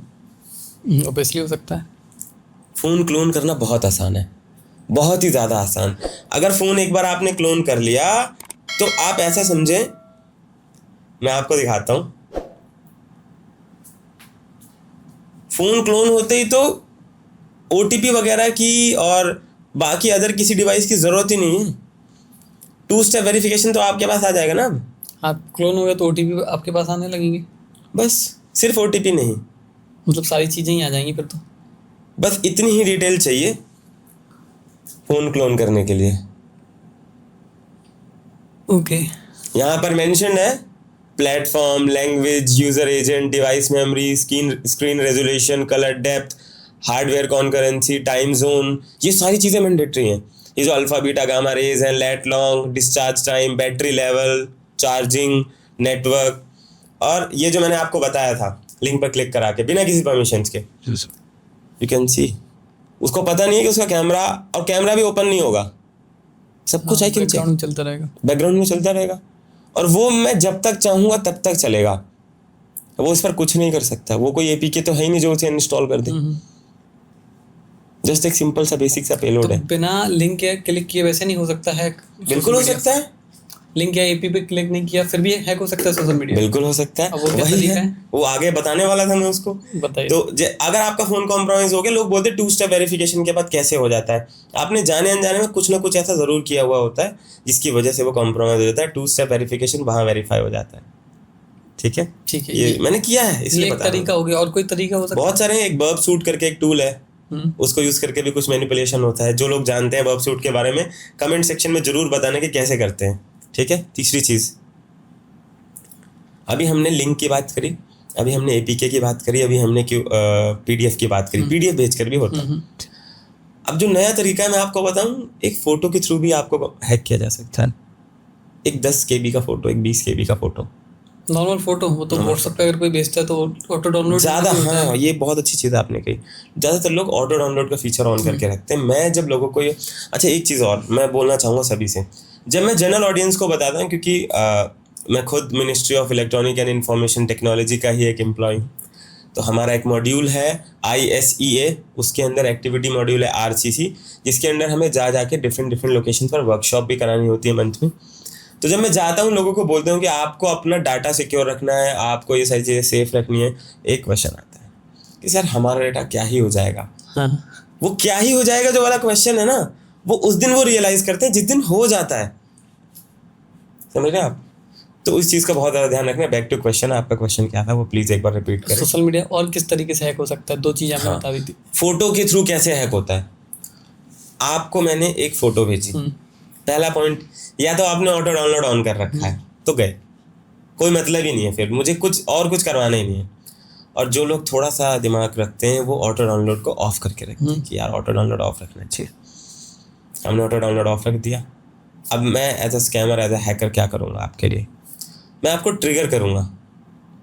अगर मैं आपके बारे में जानता हूँ, मैंने आपका थोड़ा सा ओसिंट कर रखा है, ओपन सोर्स इंटेलिजेंस, आपका डाटा निकाल रखा है कि आप क्या हो, आप क्या करते हो, आपका बैकग्राउंड क्या है, तो मैं उसके अकॉर्डिंग आपको ट्रिगर कर सकता हूँ। मैंने आपसे पूछा कि इज़ दिस यू? आपने नहीं करा। फिर मैंने उस इमेज को चेंज करके भेजा, इज़ दिस योर गर्लफ्रेंड? थोड़ा सा आदमी ट्रिगर करेगा, कोई जानने वाला है, मतलब देख लेते हैं। Is this your girlfriend leaked photo? तो डाउनलोड कर ही लेगा। डाउनलोड करेगा ही। कोई मैरिड है, is this your wife's leaked photo? Is this your husband's leaked photo? इस टाइप से ट्रिगर करते हैं लोगों को, ठीक है। जैसे ट्रिगर करा, डाउनलोड करा, बूम। तो इससे कैसे बच सकते हैं अगर फोटो डाउनलोड होने के बाद भी? ऑटो डाउनलोड फीचर तो पहले ऑन करके रखो। हाँ, डाउनलोड मत करो बिना सोर्स को वेरीफाई करे, ऐसे ही बच सकते हैं। तो अगर आप उसको जानते नहीं हो तो आप उसे मत डाउनलोड करो, क्योंकि आपने डाउनलोड करा तो मैंने तो एपीके डाउनलोड करने से मना करा था और मैंने पीडीएफ डाउनलोड करने से मना। आप तो बोलोगे इमेज थी, इमेज में क्या है? इमेज में भी पेलोड है। एक टेक्निक होती है स्टेगनोग्राफी, काली लिनक्स पर एक टूल है स्टेग हाइड, वो उसका एक एग्जांपल आपको दिखा देगा कि एक फोटो के अंदर डाटा को कैसे एम्बेडेड करें। तो ऐसी सब चीजें होने लगी तो फिर तो आम इंसान कोई बच ही नहीं पाएगा। नहीं बच क्यों हो रहे हैं? क्यों? अच्छा, क्राइम आपको बढ़ता हुआ नहीं दिख रहा? हाँ, 210% क्राइम बढ़ा है 2025 में। क्यों? हम यही सोचते थे, टेक्निक्स आती जाती हैं। हम यही सोचते रहते कि ऐसा तो कुछ हो ही नहीं सकता ना, वो हो रहा है। फोटो वाला तो आज पहली बार मैं सुन रहा हूँ कि ऐसा वीडियो से भी होता है। वीडियो से चलो समझ में आता है कि लॉन्ग वीडियोस में डेटा एनक्रिप्ट हो गया, फोटो में इतनी मैंने आपको बताया ना स्टेगनोग्राफी का यूज करते हैं। क्रिप्टोग्राफी का एक पार्ट है स्टेगनोग्राफी। तो टूल का नाम भी बता रहा हूँ, स्टेग हाइड। तो अगर किसी के फोन का अगर किसी को एक्सेस मिल जाए तो कैसे पता करें कि एक्सेस मिल गया है? बेसिकली आप पूछना चाहते हो कि फोन अगर कॉम्प्रोमाइज हो जाए, हाँ, या फिर किसी को चेक भी करना है कि मेरा फोन कॉम्प्रोमाइज है तो ये हैक हो जाए तो कैसे चेक करेंगे? तो सबसे पहला आपको कैसे फील हुआ कि आपका फोन कॉम्प्रोमाइज है? सबसे पहला क्वेश्चन ये होगा, हीट हो रहा है फोन, या फिर कुछ डेटा कुछ हमने चैट नहीं की, चैट हो रही है, या मैसेज कुछ ऑटो रीड हो रहा है। ऐसी कोई भी एक्टिविटी जो आपने परफॉर्म नहीं करी बट वो हो रही है, ऐसी कोई भी चीजें जो कि नॉर्मल से थोड़ा सा ऑड है ना? ऑड लग रहा है आपको कि बैटरी का परसेंटेज बहुत जल्दी डाउन हो रहा है ना? ट्रांजेक्शन अपने आप हो रही है, ठीक है। और कोई भी ऐसी एक्टिविटी आपको शक है कि किसी ने आपके फ़ोन में स्पाईवेयर तो डाल दी। मेरे पास बहुत सारे लोग ऐसे आते हैं कि सर मैं बहुत परेशान हूँ, मेरी वाइफ के फ़ोन में स्पाईवेयर डाल दीजिए, मुझे शक। मैं हाथ जोड़ लेता हूँ उनसे कि प्लीज़, मैं ये सब जानता ही नहीं हूँ, ठीक है। ये तो करना बहुत आसान हो गया होगा ना, किसी के फ़ोन में स्पाई करना बहुत आसान है। मैं आपको एप्लीकेशंस के नाम बता कर जाऊँगा, प्लीज़ आप मिसयूज़ ना करें। ये काम हम क्रिमिनल्स के लिए करते हैं, पुलिस के साथ मिलकर। ये सभी के लिए नहीं है, बता दूंगा तो हाहाकार मच जाएगा, ठीक है। जो लोग जानते हैं शायद जानते हैं, प्लीज़ कमेंट सेक्शन में उसका टूल का नाम मत लिखिएगा। तो ये चीज़ें होती हैं फ़ोटो के थ्रू जब कर रहे हैं। अब बचने के लिए आपने क्या करा? ऑटो डाउनलोड ऑफ कर दिया। दूसरा, व्हाट्सएप में एक प्राइवेसी सेटिंग्स होती हैं एडवांस, जिसमें hide your IP while call वाला ऑप्शन देखा है कभी? कभी नहीं। उसे हमेशा एक्टिव रखिए। पेगासस का नाम सुना था? हाँ। क्या करता था पेगासस? आइडिया नहीं, नाम सुना हुआ बस। करता क्या था? कभी आइडिया लगा? नहीं। प्राइवेसी में जाइए, प्राइवेसी में जाने के बाद एडवांस पर जाइए। ये तीनों फीचर क्या आपने ऑन कर रखे हैं? प्रोटेक्ट नहीं, ब्लॉक अननोन अकाउंट मैसेज, ये नहीं किया है। क्यों? इन्हें ऑन रखिए। अकाउंट तो मतलब वो हो गया ना कि कोई जिसका ये दो, ये एक, चलो आपने फिर भी अगर ऑन नहीं रखा तो प्रोटेक्ट IP एड्रेसेस इन कॉल, ये तो डिफॉल्ट से मेरे को लग रहा है। नहीं, वो करते हैं बहुत करने। अब ज़्यादातर लोगों के में नहीं था। इसे क्यों करना है? क्योंकि अगर आप व्हाट्सएप कॉल पर भी हैं तो आपकी कॉल को कोई आइडेंटिफाई करके चेक कर सकता है कि डेस्टिनेशन IP क्या है। एक टूल आता है वायर शार्क, अगर कोई सेम नेटवर्क में है आपके, तो वो आपके पैकेट को, पैकेट फिल्टरिंग जो वर्ड है उसका नाम है स्टन। अगर आप वायर शार्क के फिल्टर पर STUN लिखते हैं और आप उसके बाद व्हाट्सएप कॉल करते हैं, VoIP कॉल करते हैं, तो RTP SIP कॉल्स बोला जाता था उन्हें। राजस्थान में इसके थ्रू बहुत ज़्यादा स्कैम हुआ है। तो आप चेक कर सकते हैं कि आप किससे बात कर रहे हैं। इसलिए ये फीचर दिया गया है कि आप अपने कॉल्स को मतलब अपने IP को कॉल्स पर हाइड करें। ठीक है, तो फोन पर आते हैं कि कैसे पता करें कि फोन हैक हो गया है, तो उसको हम कैसे हटाएं, मतलब अगर क्लोनिंग। सबसे पहले तो आपका फोन हैक हो गया तो आपको ये चेक करना है कि क्या मेरे फोन में ऐसी कोई एक्टिविटी पहले परफॉर्म हुई है नहीं। ठीक है, कि कहीं आप फालतू में ही शक कर रहे हैं। बहुत से लोगों को एंजाइटी होने लगती है, मेरा फोन हैक हो गया, कुछ तो हुआ है इसमें, चावल के डिब्बे में डाल देता हूँ ठीक हो जाएगा। ये भी मिथ था कि फोन में पानी चला जाए तो चावल के डिब्बे में डाल देते हूँ, आधे फोन किचन में ही पड़े हुए रह जाते हैं, तो मदरबोर्ड तक पानी चला जाता था। ऐसा कुछ नहीं करना है, घबराना नहीं है। पहली चीज़ तो जो चीज़ें मैं आपको बता रहा हूँ वो सबके लिए इतनी आसान नहीं है। मैंने बहुत टाइम दिया है ऑनेस्टली, शायद मेरी शक्ल से मेरी एज कम लग रही हो, मेरा तजुर्बा कम लगे, but on a serious note मुझे एक्सपोजर बहुत अच्छा मिला, मुझे लोग बहुत अच्छे मिले, सही समय पर सही लोग मिले जिनके थ्रू मैंने सीखा, काम किया, डोमेन पर सीखा उन चीज़ों को, तब मैं एक्सपीरियंस करके बता पा रहा हूँ आपको। ऐसा कुछ भी नहीं है, बहुत आसान नहीं होता फ़ोन को हैक कर लेना अगर आपकी गलती नहीं है तो। सबसे पहला स्टेप होगा, आपका फ़ोन अगर कोई हैक करता है 2-3 चीज़ों के लिए करेगा, या तो उसे आपकी पर्सनल डिटेल चाहिए, या तो उसको फाइनेंशियली बेनिफिट चाहिए, या उसका कोई ना कोई रेवेंज है आपसे, कोई दुश्मनी है, आपको नुकसान। यही 3 चीज़ हो सकती हैं, इसके सिवा कुछ नहीं होगा। तो अगर ट्रांजेक्शन्स या फाइनेंशियल डिटेल्स या फाइनेंशियल फंड्स की बात हो तो सबसे पहले आपको अपने फ़ोन पर एक कोड डालना है जो आज के समय का स्कैम है। *#21#। मैं आपको बता रहा हूँ, दोबारा रिपीट कर रहा हूँ, *#21#। जब आप चाहें तो डायल करके चेक कर सकते हैं। डायल पैड पर डालेंगे *#21# और इसे डायल कर दें तो एक MMI कोड रन होगा, और जब वो रन होगा तो वो आपको ये दिखाएगा कि क्या आपके नंबर पर किसी भी तरीके की कोई फॉरवर्डिंग सर्विस एक्टिव तो नहीं है। इस पे दिखा रहा है call forwarding connection problem invalid MMI code. इसका मतलब नहीं है। ठीक है, तो अगर कोई भी फॉरवर्डिंग सर्विस एक्टिव होगी, ये होता क्या है, अभी के टाइम पर स्कैमर्स को हमने बोल दिया था OTP नहीं देंगे हम, तो उन्होंने भी ईगो पर ले लिया कि हम मांगेंगे भी नहीं, हम बिना मांगे लेंगे। तो वो क्या करते हैं, कोई भी APK, कोई भी मैलिशियस कोड या कोई भी पेलोड डालते हैं तो सबसे पहले फॉरवर्डिंग सर्विस को एक्टिव करते हैं ताकि आपका OTP आपके पास आए ना। तो जो चीज़ आपके पास नहीं आ रही वो तो आपकी है ही नहीं ना, है ना, वो उन्हीं के पास जा रही है। तो सबसे पहले चेक करना है कि क्या कोई फॉरवर्डिंग सर्विस एक्टिव है। अगर नहीं है दैट्स गुड, अगर है तो आपको क्या करना है, आपको एक कोड और डायल करना है, #002#। इस कोड के थ्रू जितनी भी फॉरवर्डिंग सर्विसेज या सिंक सर्विसेज ऑन होंगी उन सभी को इरेज या डिलीट कर दिया जाएगा, जिससे कि ये वाला फीचर तो ऑफ हो गया। इसके फायदे क्या क्या हैं, आपके साथ कोई फाइनेंशियल फ्रॉड नहीं होगा, तुरंत स्टॉप हो गया। ठीक है, कोई भी जो और कहीं जा रहे थे वो सब आपके पास ही आएंगे। ठीक है, क्योंकि लोग आके बताते हैं कि हमारे पास कोई OTP आया ही नहीं।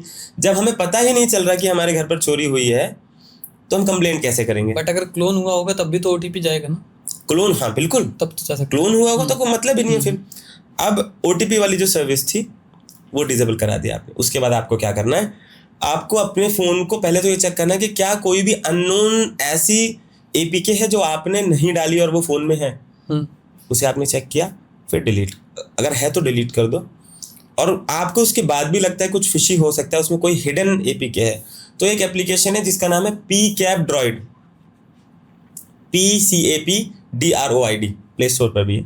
ठीक है, और या नेटवर्क एनालाइजर के नाम से भी आ सकते हैं। उस पर आप अपने फ़ोन में इंस्टॉल कीजिए, उसको रन कीजिए, चेक कीजिए कि क्या मेरे फ़ोन में कोई भी ऐसी जगह पैकेट जा रहे हैं। पैकेट, इंटरनेट को पैकेट बोला जाता है। ठीक है, जब नेटवर्क लेयर पे एक्सचेंज हो रही होती है, इंटरनेट की लेयर्स होती हैं साथ, जब नेटवर्क लेयर पे इंफॉर्मेशन एक्सचेंज होती है उसको पैकेट्स बोलते हैं। क्या कोई पैकेट ऐसी जगह जा रहा है जो मैं नहीं भेज रहा हूँ, या वो एप्लीकेशन मेरे फ़ोन में इंस्टॉल नहीं। यही तरीका होता है हिडन एप्लीकेशन को भी आइडेंटिफाई करने का। अगर आपके फ़ोन में किसी ने स्पाईवेयर डाल दिया है तो आप इस एप्लीकेशन के थ्रू भी आइडेंटिफाई कर सकते हैं, PCAP Droid के थ्रू। बट इस एप्लीकेशन के और कई सारे ऑल्टरनेटिव होंगे जो प्ले स्टोर पे मिल जाएंगे, बहुत सारे, तो उसमें से कोई भी तो हैकर बना कर सकते हैं। नहीं, वो आपको पता चल जाएगा जिसके मोस्ट डाउनलोडेड है वही डाउन, इसलिए मैंने नाम लेकर बताया PCAP Droid। दूसरा आप क्या कर सकते हैं, तुरंत इंस्टेंटली आप एक पेड एंटीवायरस खरीदें। फ़ोन का एंटीवायरस 300 रुपये से ज़्यादा नहीं आता पर ईयर का। आई डोंट थिंक कि किसी के लिए 300 रुपये बहुत ज़्यादा। पर मंथ का रिचार्ज 350 रुपये का है, तो 300 रुपये में 1 साल का पेड टोटल सिक्योरिटी एंटीवायरस खरीदना है उसी मोमेंट पर। वैसे तो आप खुद खरीद के पहले ही रखिए, बट आप एक पेड एंटीवायरस खरीदिए। अभी के टाइम पे बेस्ट एंटीवायरस है टोटल सिक्योरिटी क्विक हिल का, सबसे बेस्ट है, आप उसे यूज़ कर सकते हैं। वो आइडेंटिफाई करके बता देगा कि क्या कोई फ़ोन में पेलोड या मेलवेयर तो नहीं है। फ़ोन के एंटीवायरस के बारे में तो जनरली लोग बातें नहीं करते। क्यों बात करेंगे, नुकसान करवाना भी तो है। डिपेंडेंसी सारी फोन पर है। हाँ। पैसे एक्सचेंज करने से लेकर कम्युनिकेट करने तक, कहीं ट्रैवल करने से लेकर कुछ बुकिंग करने तक, अपनी पर्सनल फोटोज रखने से ईमेल करने तक, हर एक छोटी से छोटी इंफॉर्मेशन इस छोटे से डब्बे पर है।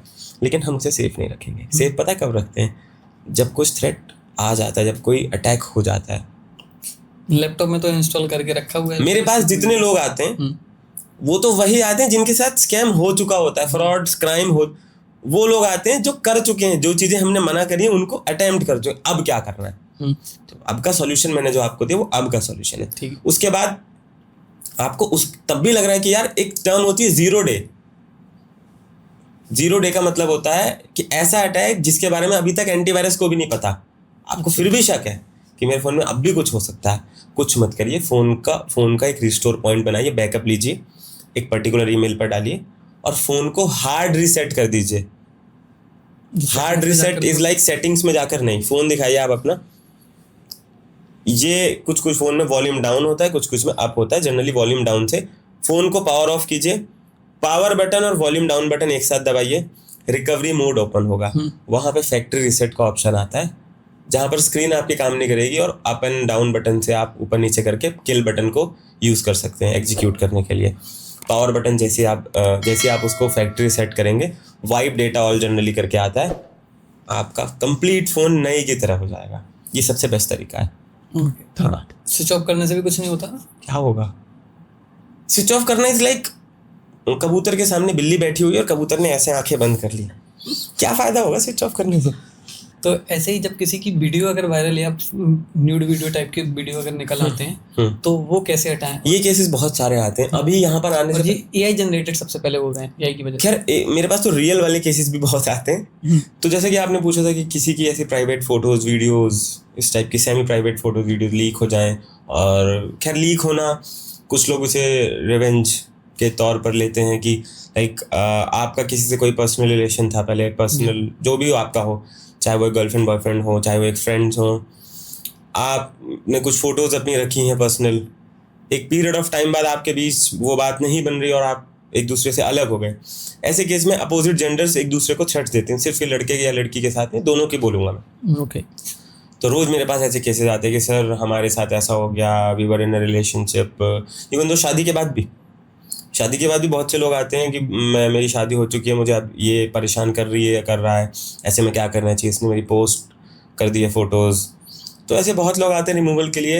आप cybercrime.gov.in पोर्टल पर जा सकते हैं, वहाँ पर अपनी कंप्लेन रजिस्टर कर सकते हैं। वुमेन एंड चाइल्ड की एक कैटेगरी है, पहला ऑप्शन ये।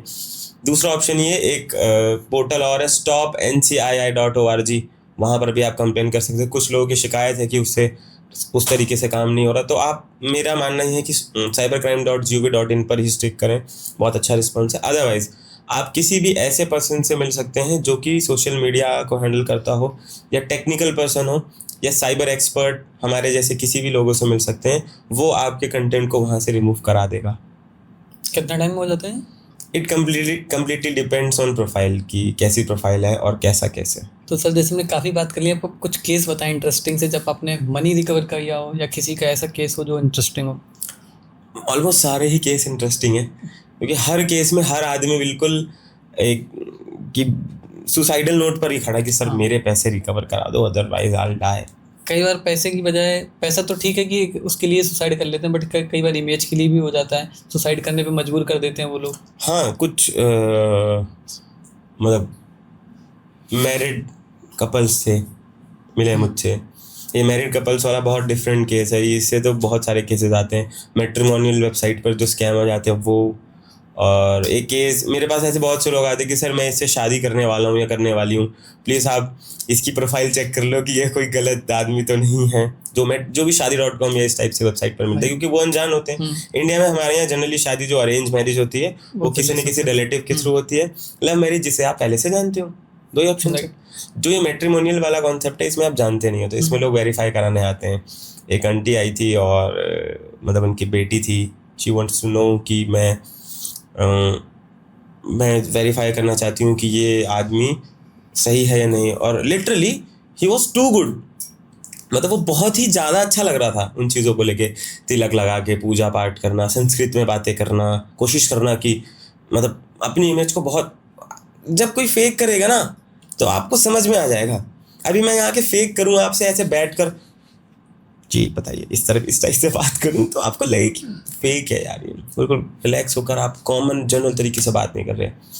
तो मुझे थोड़ा सा फिशी लगा और उसने मुझसे बोला कि शुभम मैं बहुत परेशान हूँ। वो आंटी मुझे जानती हैं काफ़ी टाइम से, when I was in school तब से मुझे जानती थी।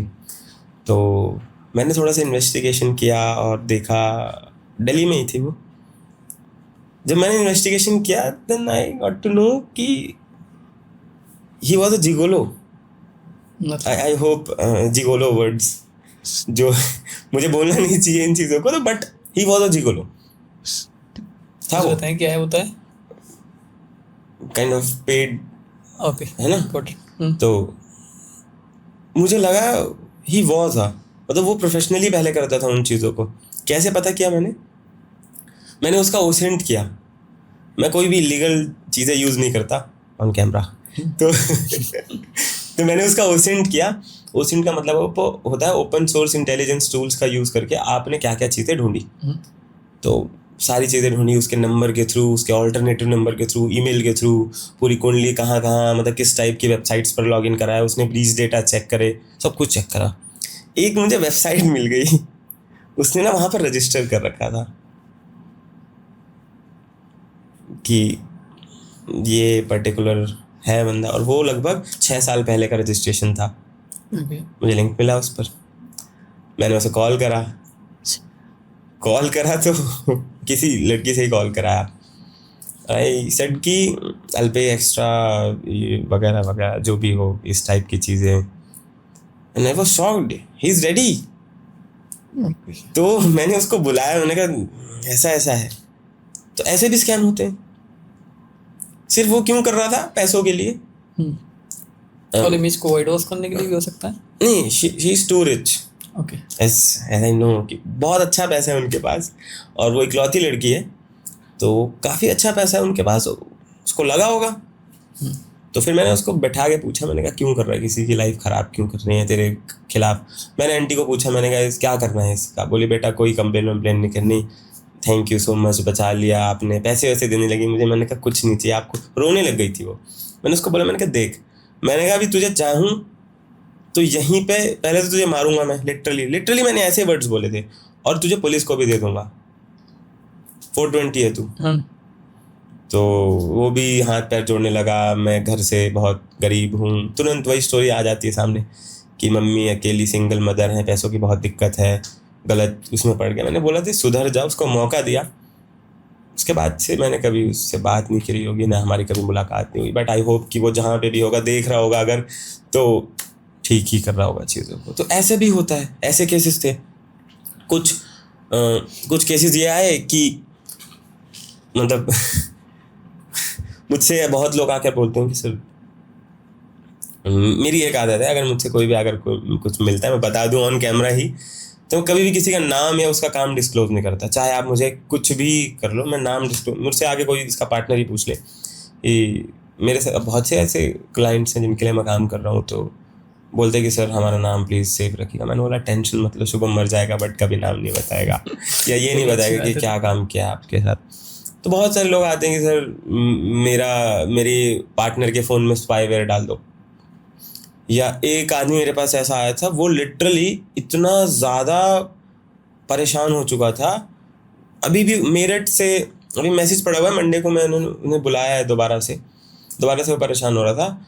ही सेड कि मेरे पार्टनर ने मेरे फ़ोन में कोई स्पाईवेयर डाल दिया है और वो मेरे सारे चैट्स, मैसेज, कॉल सब कुछ देखते हैं, मैं बहुत परेशान हूँ, और सुसाइड अटैम्प्ट कर चुकी है वो। और मैंने बोला कुछ नहीं है, तू आजा मेरे पास, मेरे को फ़ोन दिखा दे, आई चेक, मैं वेरीफाई करके दूंगा तुझे, प्रॉपर एक रिपोर्ट बना कर दूंगा, टेंशन मत ले।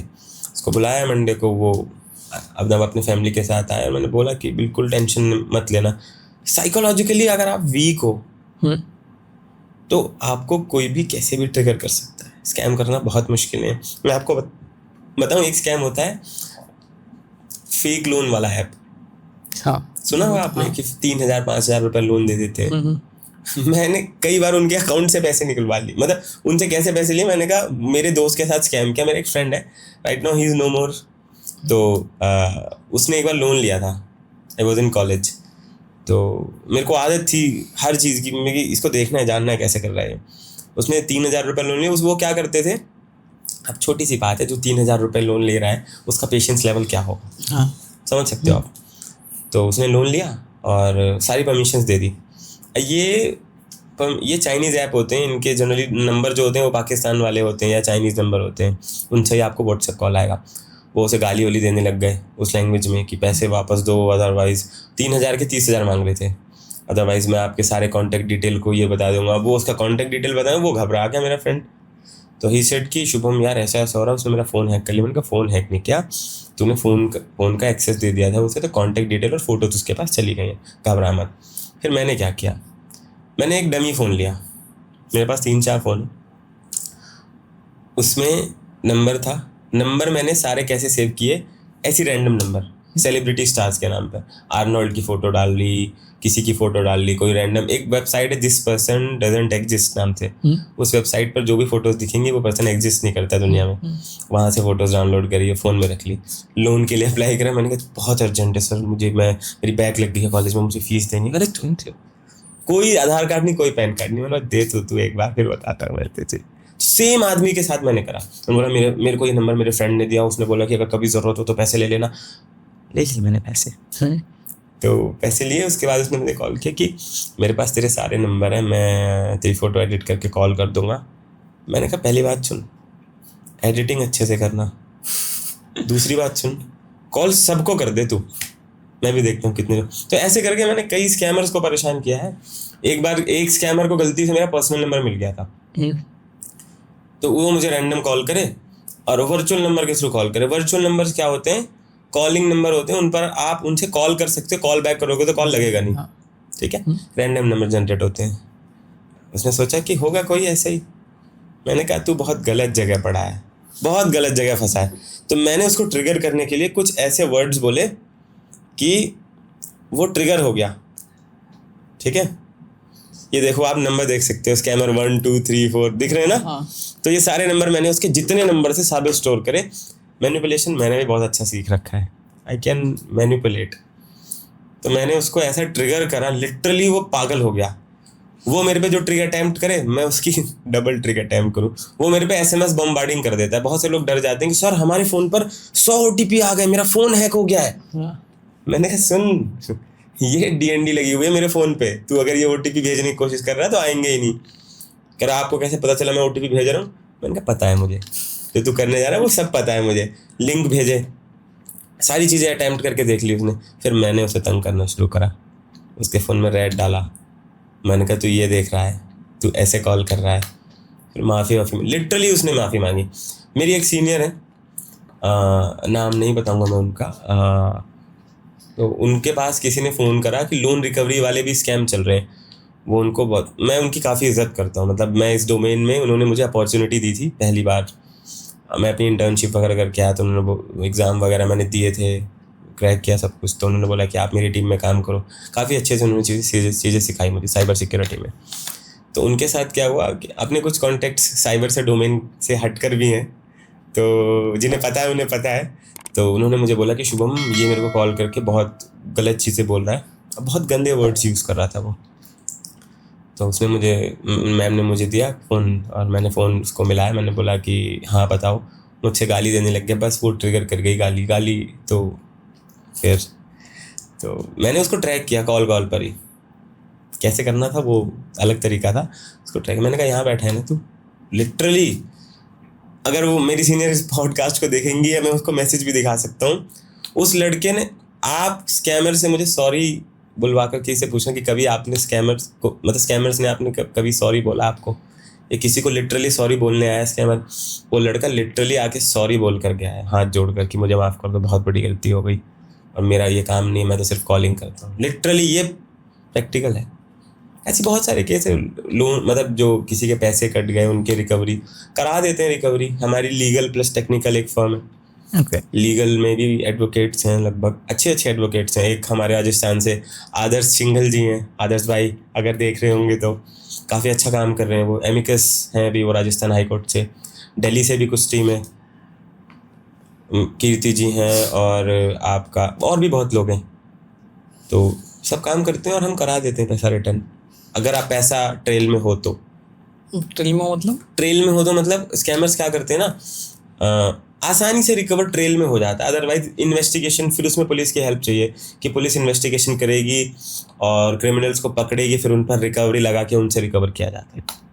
और ट्रेल में अगर पैसा फ्रीज हो गया है, अगर आपका पैसा फ्रीज हो गया है, लीन मार्क हो गया है, तो 110% फिर तो दावा करके पैसा वापस करा देते हैं।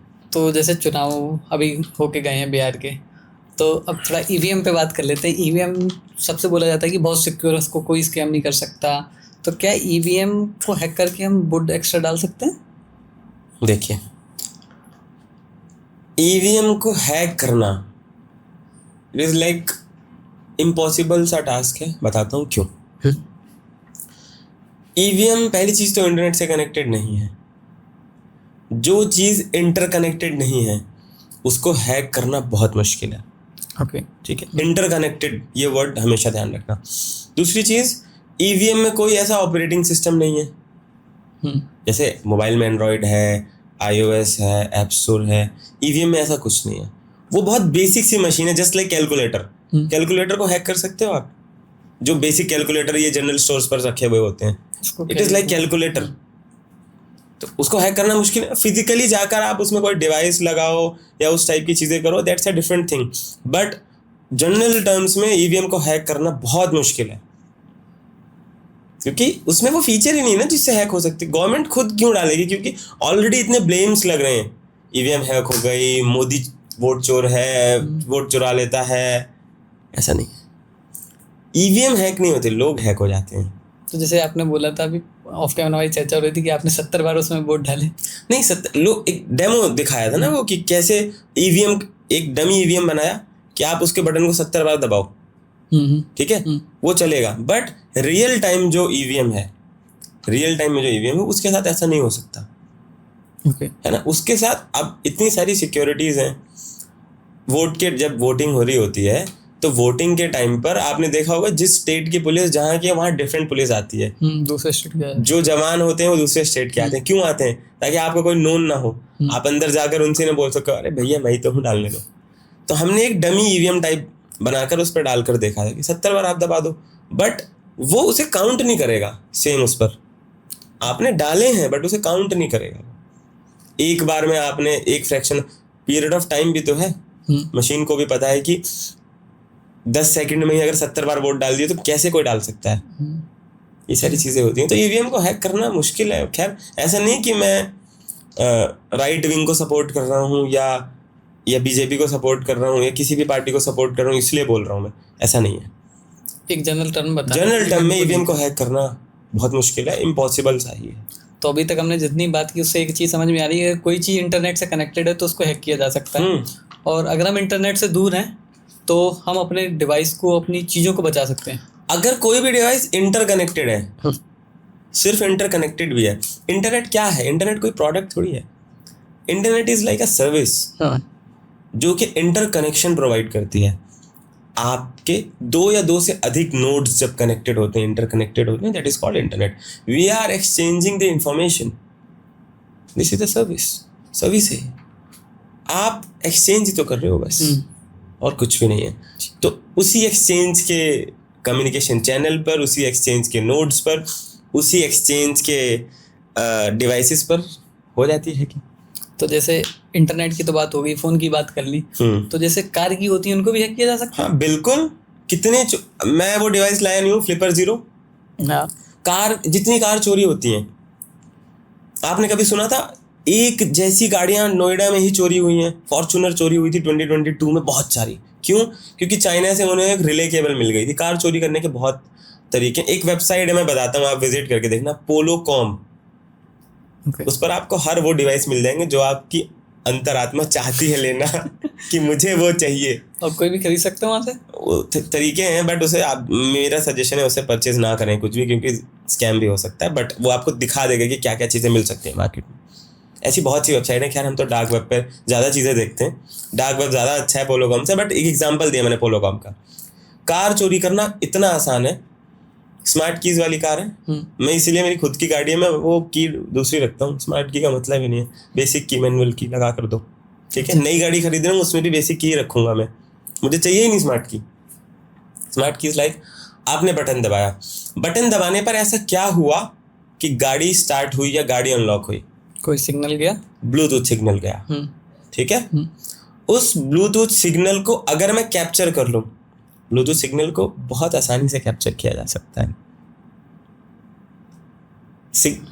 मुझे वहां पर उनको सिग्नल भेजना है, मैंने बटन दबाया, उनको सिग्नल भेजा, बट आपने क्या करा, आप छुपे हुए थे, आपने उस सिग्नल को कैप्चर कर लिया किसी भी डिवाइस से, चाहे फ्लिपर 0 और कोई भी हो।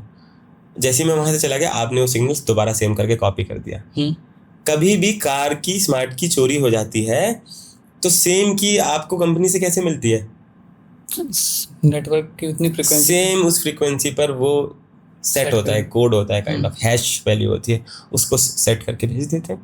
तो जैसे जो मैनुअल गाड़ी होती है, मतलब बैठे बटन से होती है, लेकिन जो गियर वाली होती है उनमें तो लगा के स्टार्ट करना पड़ता है।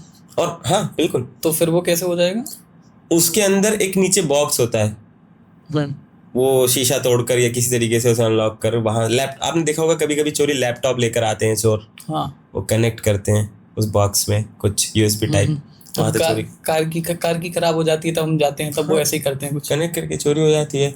तो बहुत आसान है, बचने के तरीके बहुत सारे हैं। कैसे बचा जाए इससे? हाँ, आपको एक चीज़ और, यही चीज़ होती है आपके ATM या डेबिट कार्ड क्रेडिट कार्ड के थ्रू। आपका डेबिट कार्ड क्रेडिट कार्ड है, आप कहीं बैठे हुए हैं और आपने RFID इनेबल्ड है उसमें, मतलब आपने वाईफाई वाली पेमेंट इनेबल कर रखी है, कोई इतनी दूर से भी आपका डिवाइस ले जाता है, डिवाइस से टच करके पेमेंट हो जाएगी।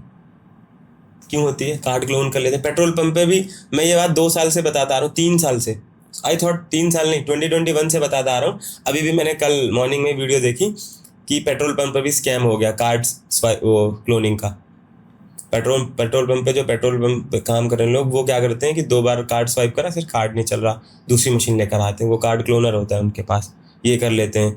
बचने के लिए क्या करना है, एक बैग आता है जिसे बोलते हैं फैराडे बैग। अगर आप वीडियो अपलोड कर रहे हो तो उसे जरूर हाईलाइट कर देना, कहीं से भी आप खरीद सकते हो। फैराडे बैग खरीदना है। फैराडे बैग क्या करता है, फ्रीक्वेंसी इसको, मतलब जितने उस लेवल पर फ्रीक्वेंसी उन सबको ब्लॉक कर देगा। Faraday bag is like isolation point, मतलब कोई भी फ्रीक्वेंसी से बाहर नहीं आ पाएगी, उससे बाहर नहीं आ पाएगी। तो आपकी स्मार्ट की, आपके स्मार्ट कार्ड, NFC रिंग्स, जो स्मार्ट रिंग्स आती हैं, वो सारी चीजें आप उस फैराडे बैग में रखो। अब तो डिजिटल होता जा रहा है, अब तो लेंस कार्ड का भी चश्मा आ गया, उससे पेमेंट कर सकते हैं। कर सकते हैं आप, तो आसानी से हो जाएगा। आप उस फैराडे बैग में रखो। दूसरी चीज, फैराडे बैग नहीं है, अगर आप बहुत ही ज्यादा पैसा इन्वेस्ट नहीं करना चाहते, लाइक 3,000, कितने का आता है फैराडे? 3-4 हज़ार रुपए का अच्छा आ जाता है। तो अगर आप इन्वेस्ट नहीं करना चाहते, फॉइल पेपर्स होते हैं किचन में, जिसमें मम्मी रोटी रैप करके देती थी स्कूल्स में, तो उसको 4-5 बार रैप करके, उसको भी ऑलमोस्ट फैराडे बैग जैसा काम करेगा। आपने मेरे से क्वेश्चन पूछा था, अच्छा याद आया अभी, 2 स्टेप वेरिफिकेशन का सबसे बेस्ट तरीका अगर मैं बताऊँ 2 स्टेप वेरिफिकेशन का, तो हार्डवेयर की है, मेरी गाड़ी की चाबी उनके पास है, उसमें लगी हुई थी, हार्डवेयर की आती है। हार्डवेयर की जनरली आप यूबी की के नाम से मार्केट में मिलती है, आप उसे खरीदें। वो C type, B type, USB 3.0 हर तरीके से अपने लैपटॉप, कंप्यूटर, मोबाइल फ़ोन, कहीं पर भी आप उसे प्लग इन कर सकते हैं। 2 स्टेप वेरिफिकेशन अगर करना है तो फ़ोन पर OTP आएगा ही नहीं, फ़ोन पर नोटिफिकेशन आएगा ही नहीं। जब तक आप उस हार्डवेयर की को प्लग इन नहीं करेंगे तब तक आपका डिवाइस वेरीफाई नहीं हो जाएगा। तो 2 स्टेप वेरिफिकेशन पर भी जब हैकिंग होती है, उससे बचने का सबसे बेस्ट तरीका यही है। यूबी की, हार्डवेयर की रखो, फैराडे बैग रखो, और भी बहुत सारे ऐसे छोटे छोटे डिवाइसेज हैं जो लोगों को नहीं पता। कुछ और डिवाइसेस बताएं हमारी ऑडियंस को, जिससे वो भी सेफ रह सकें। ये दोनों चीज़ें तो हो गई। आप डिवाइसेस तो मैं कितने भी बताता चला जाऊँ, आप मुझसे रिक्वायरमेंट पूछेंगे उसके अकॉर्डिंग डिवाइसेस बताएं, क्योंकि बहुत सारे डिवाइसेस हैं जो कॉस्टली भी आते हैं, ऐसा नहीं है कि बहुत सस्ते। एक जनरल यूज के लिए कि एक नॉर्मल इंसान रखे, एक फैराडे बैग हो गया, यूबी की आप रख लो। आप जनरली ऐसे सिर्फ डिवाइस की बात नहीं करूँगा, कुछ आपको प्रैक्टिसेस भी अच्छी रखनी है। जैसे कि आप सेम बैंक अकाउंट मत यूज़ करो, मतलब 2 बैंक अकाउंट रखो। सेम बैंक अकाउंट यूज इसलिए मत करो क्योंकि एक बैंक अकाउंट जिसमें आप अपनी सेविंग्स रखते हो, उस बैंक अकाउंट को मतलब उस बैंक अकाउंट को बिल्कुल ऐसे अबेंडन रखो कि मैं जानता ही नहीं हूँ कि मेरा बैंक अकाउंट इतना। बैंकिंग वगैरह कुछ एक्टिवेट नहीं करें, कोई इंटरनेट बैंकिंग मत रखो उस पर, कोई भी एटीएम कार्ड मत लो। ये मेरा पर्सनल सजेशन है। लोग ओल्ड स्कूल बोल सकते हैं मुझसे, मैं खुद कैश में डील करता हूँ। बिल्कुल ओल्ड स्कूल रखो, कोई एटीएम कार्ड नहीं, कोई डेबिट कार्ड नहीं, कोई क्रेडिट कार्ड नहीं। बट निकालना होगा तो बहुत मुश्किल हो जाएगा ना। बिल्कुल मुश्किल नहीं होगा। और बैंक जाकर के कैश निकालना, कितना पैसा निकालना होता है आपको रैंडम डे पर? नहीं, कभी कभी अर्जेंट पड़ सकता है। वही बोल रहा हूँ, कितना पैसा निकालना होता है? 1 लाख। 1 लाख, ठीक है। जो आपका सेविंग अकाउंट है जिसमें आप अपनी सेविंग्स रखते हो, 20 लाख, 25 लाख, 30 लाख, 50 लाख, आरडीज करते हो, एफडीज करते हो, उस बैंक अकाउंट को अलग रखो। उसमें ऑप्शन सिर्फ बैंक में स्लिप फिल कर निकालने का हो। बाकी एक जनरल अकाउंट रखो। आई डोंट थिंक कि किसी को भी रैंडमली 2-2.5 लाख से ज़्यादा की जरूरत पड़ती होगी इन इंडिया। 2-2.5 लाख रुपए आप अपने उस अकाउंट में रखो जिससे आप यूपीआई करते हो, जिससे आप इंटरनेट बैंकिंग करते हो। मुझे नहीं लगता कि आधे घंटे पहले आपको पता नहीं, आधे घंटे बाद 10 लाख रुपए की जरूरत है, 10 लाख दे दो, ऐसा नहीं होता। कोई बड़ा खर्चा है, आपको पता होगा, ये बेस्ट तरीका है। दूसरा, 2 अकाउंट रख लिए। दूसरा, 2 सिम रखो हमेशा। लोग मुझसे बोलते हैं कि 2 सिम कैसे रखेंगे। मोस्टली जितने फ़ोन आ रहे हैं ड्यूअल सिम है, 2 फ़ोन रखो। एक सिम वो जो आपने सिर्फ और सिर्फ बैंक में कनेक्ट कर रखा हो, वो और किसी के पास ना हो, किसी सोशल मीडिया कंपनी के पास ना हो, किसी शॉपिंग वेबसाइट के पास ना हो। पहला सिम वो जो सिर्फ आपका बैंक से कनेक्टेड है। दूसरा सिम जो किसी बैंक से कनेक्टेड नहीं है, सिर्फ सोशल मीडिया पर है, शॉपिंग वेबसाइट्स पर है, इन सारी जगहों पर है, ठीक है। अब तीसरा, सोशल मीडिया प्लेटफॉर्म पर वो नाम आपका नहीं होना चाहिए जो नाम आपका आधार कार्ड में है या आपके बैंक में है। क्यों? मान लीजिए किसी स्कैमर ने, किसी फ्रॉडस्टर ने आपको कॉल करा और सोशल मीडिया के थ्रू आपका नाम निकाला। आपका नाम, पूरा नाम क्या लिखते हो आप? अभय गुप्ता। अभय गुप्ता। अब एक्चुअली आपका नाम जो आधार कार्ड में है और जो बैंक में है वो अभय कुमार है। अब मैं कॉल करूं, बोलूं hello Abhay Gupta, I am calling from SBI bank and आपका जो क्रेडिट कार्ड है वो ब्लॉक हो गया। फर्स्ट सेकंड पर ही आपको, पहले सेकंड पर ही समझ में आ जाएगा स्कैमर है। अभय गुप्ता नाम तो बैंक अकाउंट है ही नहीं, समझ गए? तो इसीलिए सोशल मीडिया पर वो नाम नहीं होना चाहिए जो नाम आपका एक्चुअल आधार कार्ड पे। सलमान खान का असली नाम क्या है पता है? हाँ, कुछ अलग नाम तो याद नहीं मेरे को, है ना? हाँ। शाहरुख खान का, सलमान खान का एक्चुअल नाम आप देखोगे तो इनके एक्चुअल नाम आधार कार्ड पर डिफरेंट है। सोशल मीडिया पर, जो कि इतने बड़े सोशल मीडिया इन्फ्लुएंसर, मतलब स्टार हैं वो, एक्टर भी नहीं बोलेंगे उन्हें, इतना अच्छा डोमिनेंस है मार्केट में उनका, उसके बाद भी अलग क्यों रखा है उन्होंने? सोचा कभी? वो तो एस्ट्रोलॉजिकली रख देते हैं ना नाम। ऐसा नहीं है, astrology is a different thing. अब एस्ट्रोलॉजी की भी बात करोगे तो मैंने बहुत जगह पर बोला है कि स्मार्ट वॉच मत यूज करो। आपका बायोमेडिकल डेटा ले रही है, वो आपको नहीं पता कि फ्यूचर में आपका ही डेटा आपके लिए मिसयूज किया जाएगा। आप डेली किसी अननोन सर्वर को बता रहे हो कि मेरी क्या हार्ट रेट है। आने वाले टाइम पर ऐसा भी तो हो सकता है कि हेल्थ इंश्योरेंस कंपनीज वो डेटा को लेकर एक मॉडल को ट्रेन करें। तो जो हेल्थ इंश्योरेंस आज 15,000 20,000 रुपए के मिल रहे हैं, वो आने वाले टाइम पर 50,000 रुपए के मिलेंगे। कभी आप हेल्थ इंश्योरेंस पॉलिसी खरीदोगे 25 से 30 साल की एज के इंसान को, जो health insurance policy star health हो या कोई भी हो, 20,000 रुपए की मिल रही है, 15,000 की। क्या वो दादाजी को, आपके जो दादाजी उनको मिलेगी सेम? नहीं मिलेगी। क्यों? क्योंकि एज के साथ बीमारियां बढ़ती हैं, तो वो प्रोन टू डिजीज। ये उनको पता है, उनके माइंडसेट में है ना कि एज ट्रेंड है, एज इज अ फैक्टर। अब वो एज वाला फैक्टर नहीं है, अब उनको डाटा चाहिए नया कि लोग क्या एक्टिविटीज कर रहे हैं। तो कैसे भरोसा कर सकते हो आप? राइट। तो बायोमेडिकल डेटा भी मैं बोलता हूँ। और दूसरा, एस्ट्रोलॉजी के हिसाब से देखो तो लोग बोलते हैं कि ये स्क्वायर वाली वॉच नहीं पहननी चाहिए, गोल्ड वॉचेस पहनने चाहिए, है ना? मैं तो खैर ये वॉचेस, गोल्ड, ज्वेलरीज बिल्कुल बिलीव ही नहीं करता इन पर, ऐसा ही नहीं, बिल्कुल हाथ पैर सब खाली। तो जैसे एक जीमेल की और बात कर लेते हैं, क्या जीमेल को भी हैक किया जा सकता है? बहुत आसानी से। जीमेल को हैक हो गया मतलब गूगल ड्राइव पे जितना डेटा है वो सब गया, आपका व्हाट्सएप का बैकअप गया, तो उसको कैसे सेव रखें जीमेल को? जीमेल मैंने आपको यूबी की बताया था। जीमेल में खुद ऑप्शन है कि आप 2 फैक्टर ऑथेंटिकेशन के लिए हार्डवेयर की इनेबल कीजिए। One of the best way to safeguard your Gmail. ठीक है सर, तो फिर आज इस पॉडकास्ट को हम यही एंड करते हैं। काफ़ी लंबी होगी पॉडकास्ट, और आई होप अगर कोई पॉडकास्ट को सुन रहा होगा और उसके कोई अगर डाउट है तो जरूर कमेंट में बताएं, सर जरूर रिप्लाई करेंगे। बिल्कुल। और अगर आपके और भी कुछ क्वेश्चन है तो हम नेक्स्ट टाइम सर को बुलाएंगे, और सर नेक्स्ट टाइम आपके साथ एक डार्क वेब पे करना चाहेंगे, क्योंकि डार्क वेब एक बहुत ही इंटरेस्टिंग सब्जेक्ट है, लोगों को बहुत सुनने में मजा आता है। बिल्कुल। चलिए, thank you so much sir. Thank you everyone, thank you so much.